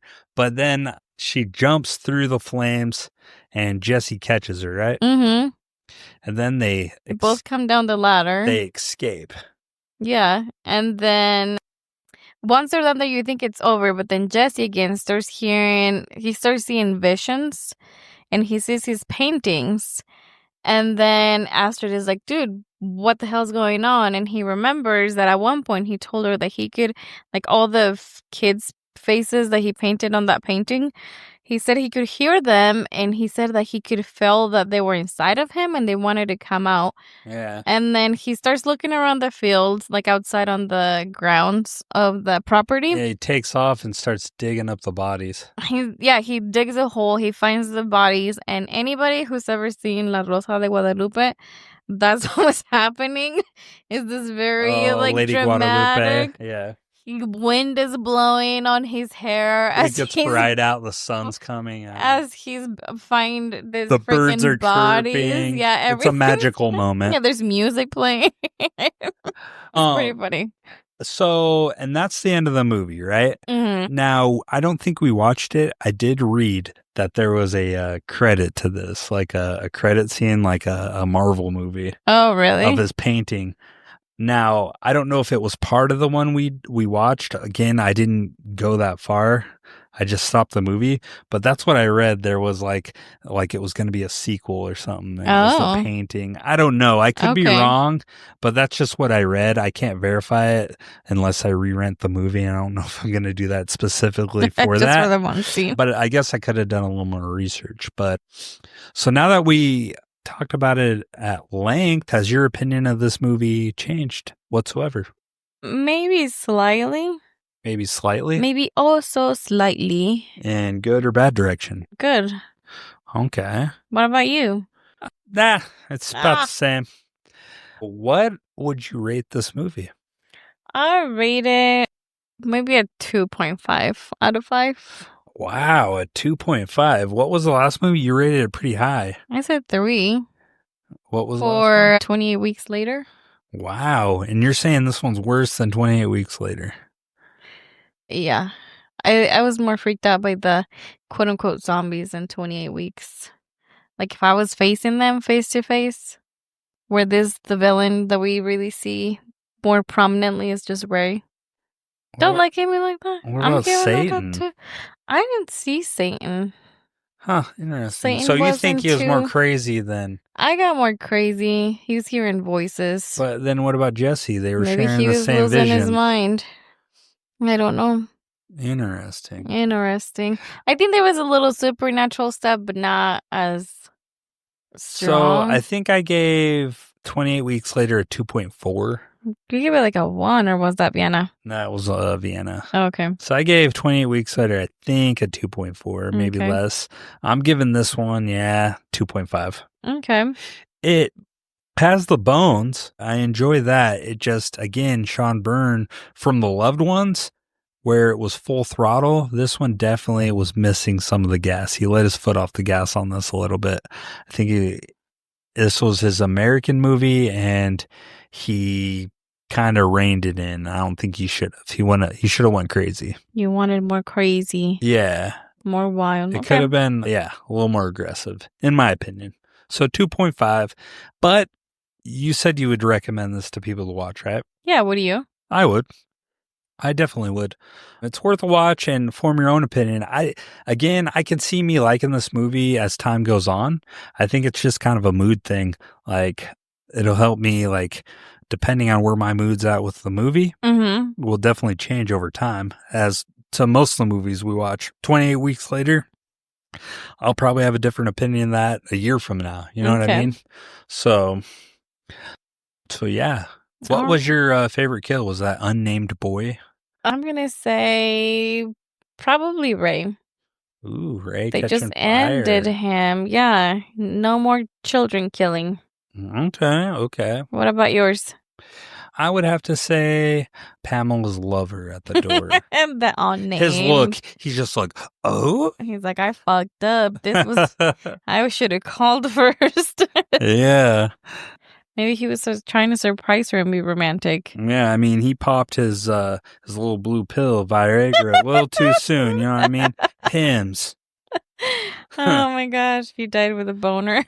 Oh my, I didn't say that. You did. You sick fuck. You're some sort Why of are you sex so pervert. sensitive today?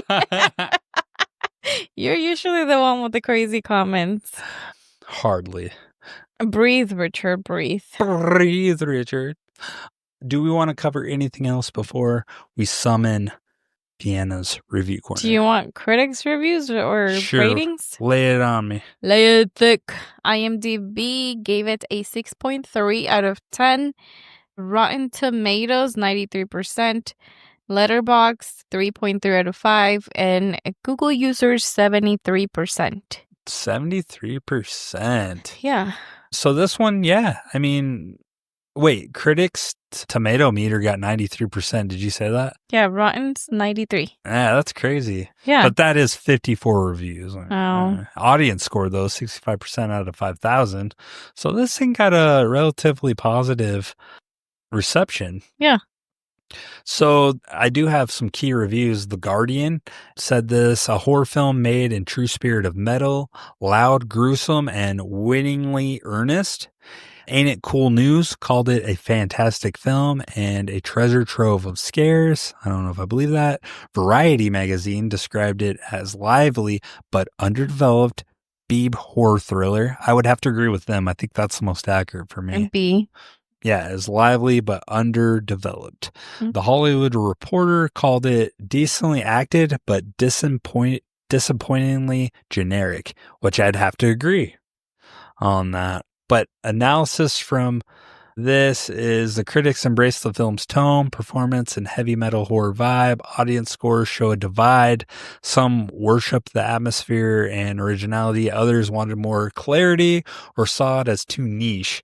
And the Metacritic sits in generally favorable, showing the mainstream critics appreciated the craft even if it didn't break award-level acclaim. Okay. So yeah. Do we have anything else?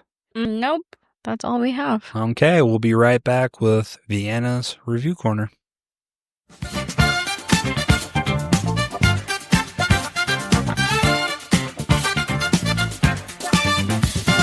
Vienna's Review Corner.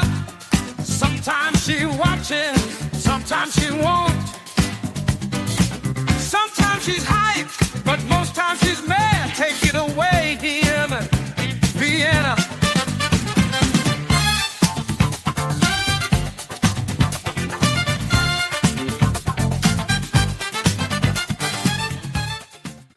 All right, welcome back, guys, to another riveting segment of Vienna's Review Corner. This is Vienna, the host of the segment. Vienna, how are you doing? Good. Good. Are you excited for school to almost be out? You got one more week. Yeah. That's pumped. What are you going to do first thing?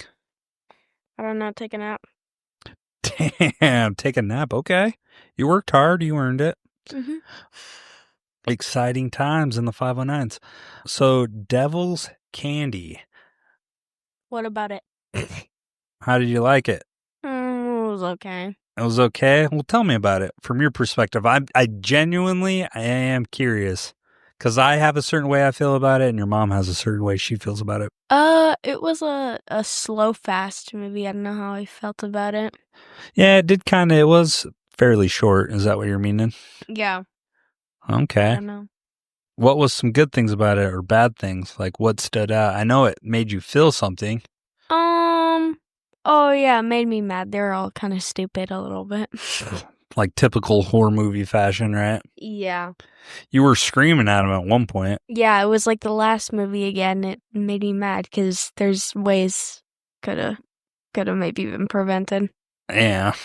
Like running out the back door, right? Yeah, or going to a hotel like the police officer said. They were trying to. I'm just kidding. Yeah. So, with the reviews, what did you find from other people that watched it?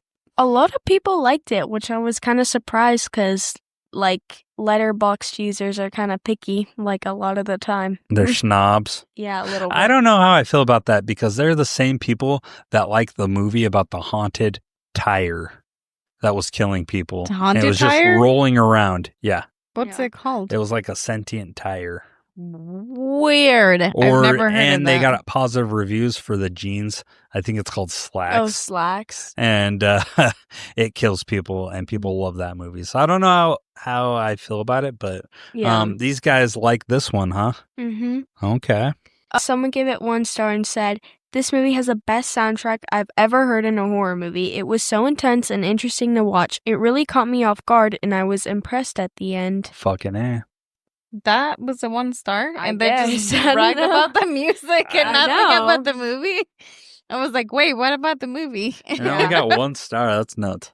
Someone gave it 3 stars and said, "The most dramatic, intense moment in this film is when a dude is worrying about being late to pick up his daughter from school." Oh, wow. What? I'm just kidding. Someone gave it 4 stars and said, I went into this with low expectations because I didn't think it would be something I'd like, but I was so wrong. This is definitely one of the best horror films I've watched recently. I'm not a metalhead, but I did enjoy seeing a movie centered around metalheads that aren't perceived as asshole degenerates. Whoa. Those are some strong accusations. Damn. I live with metalheads and you guys are not asshole degenerates. Yeah, but some are. Yeah, the majority. I do want to say the opening scene where they're taking Zoe to school, that gave me Us vibes. What do you mean? You and Vienna with the metal, and we just sitting there like, oh. The mom was just like, all right, guys. Someone gave it 2.5 and said, I wasn't so into it overall. There were a couple of good moments and it was well made and had a vibe, but they could have made more of the plot. I agree. You agree?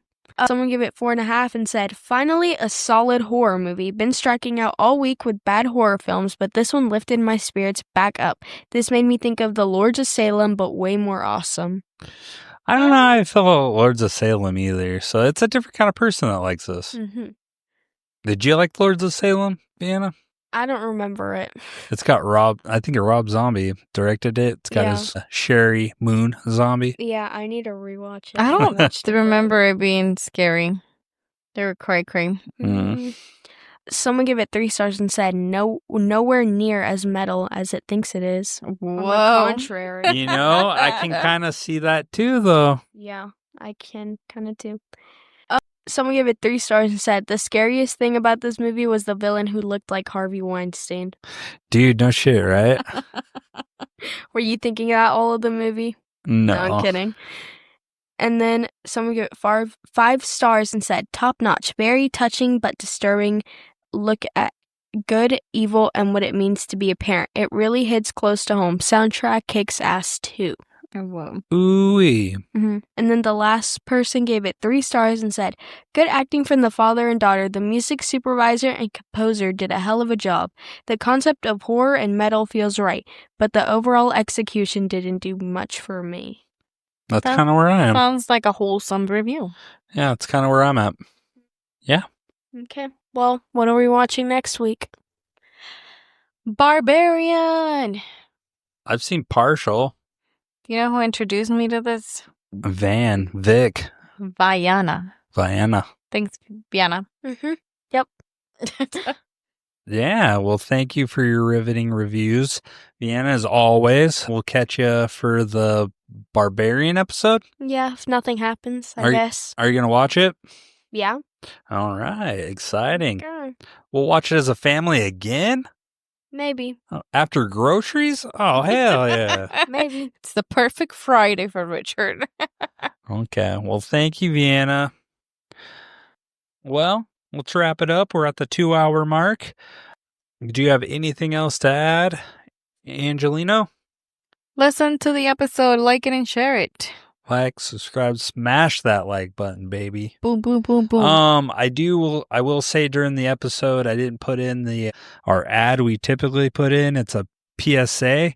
I'm going to put it in now. So you guys, I hope you enjoy it. It's Metal Dads United, MDU. Enjoy that. And then I am going to have, at the very end of this, if you liked the segment song for Final Dads, I'm going to play the whole song for you one more time. So I hope you enjoy it. With that, hasta lugosi. Si. Ciao. Bye. Are you 35? Do you have a mortgage, a receding hairline, and a drawer full of earplugs that you actually use for concerts? And do you still crank Slayer on your way to Costco? Well, welcome to MDU, Metal Dads United, the only support group where the battle vests still fit. Well, mostly. And nobody judges you for air guitaring, especially in your Crocs, baby. Master Puppets, that's your driving song. Trivium, that shit's still on your gym playlist. Kill Switch Engage, only the Howard Jones years. Don't get me started with that Jesse talk. And Pantera, that's parenting music, because discipline should come with a breakdown. We meet every Tuesday in a garage that smells like spilled beer, old amps, and let's face it, broken dreams. There's no judgment here though, only riffs, relatable rage, and stories about your kids spitting up on your ESP EC1000. Need a place to vent? Let's say your teenager roasting your Metallica collection and calling it boomercore. That time your wife called your screaming vocals emotionally concerning. Or how about Slipknot? Just doesn't hit the same now that Corey wears loafers, am I right? We got you. MDU, Metal Dads United, because the riffs are eternal, even if your rotator cuff isn't. Call now, 1-800-RIFF-HARD. Operators are standing by. Probably tuning a 7-string and talking about 2004. Horns up, tune out, let's rage. Responsibly, of course.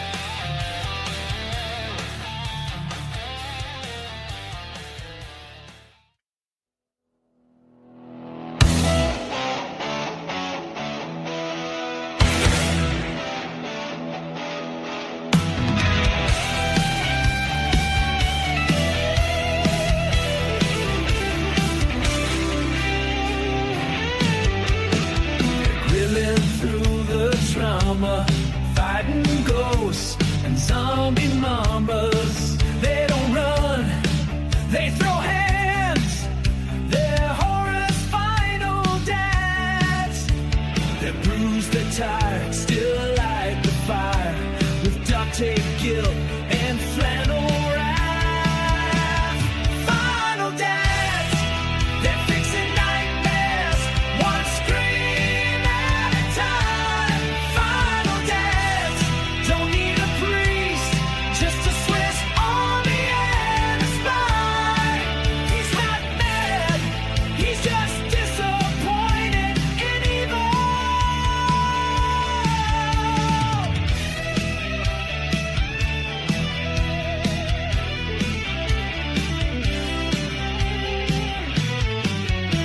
They're grilling through the trauma, fighting ghosts and zombie mamas. They don't run, they throw hands.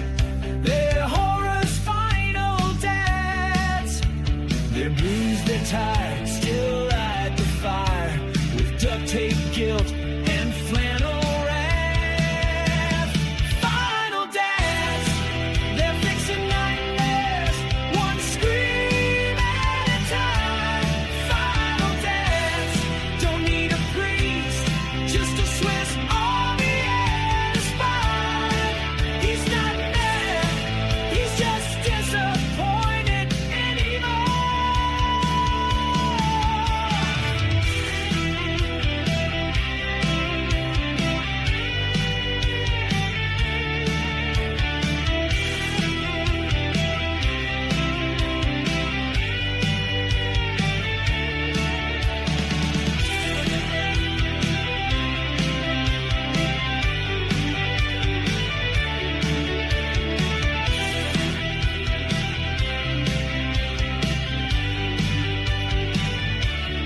Final dance, they're fixing nightmares, one scream at a time. Final dance, don't need a priest, just a Swiss Army and a spy. He's not mad, he's just disappointed in evil.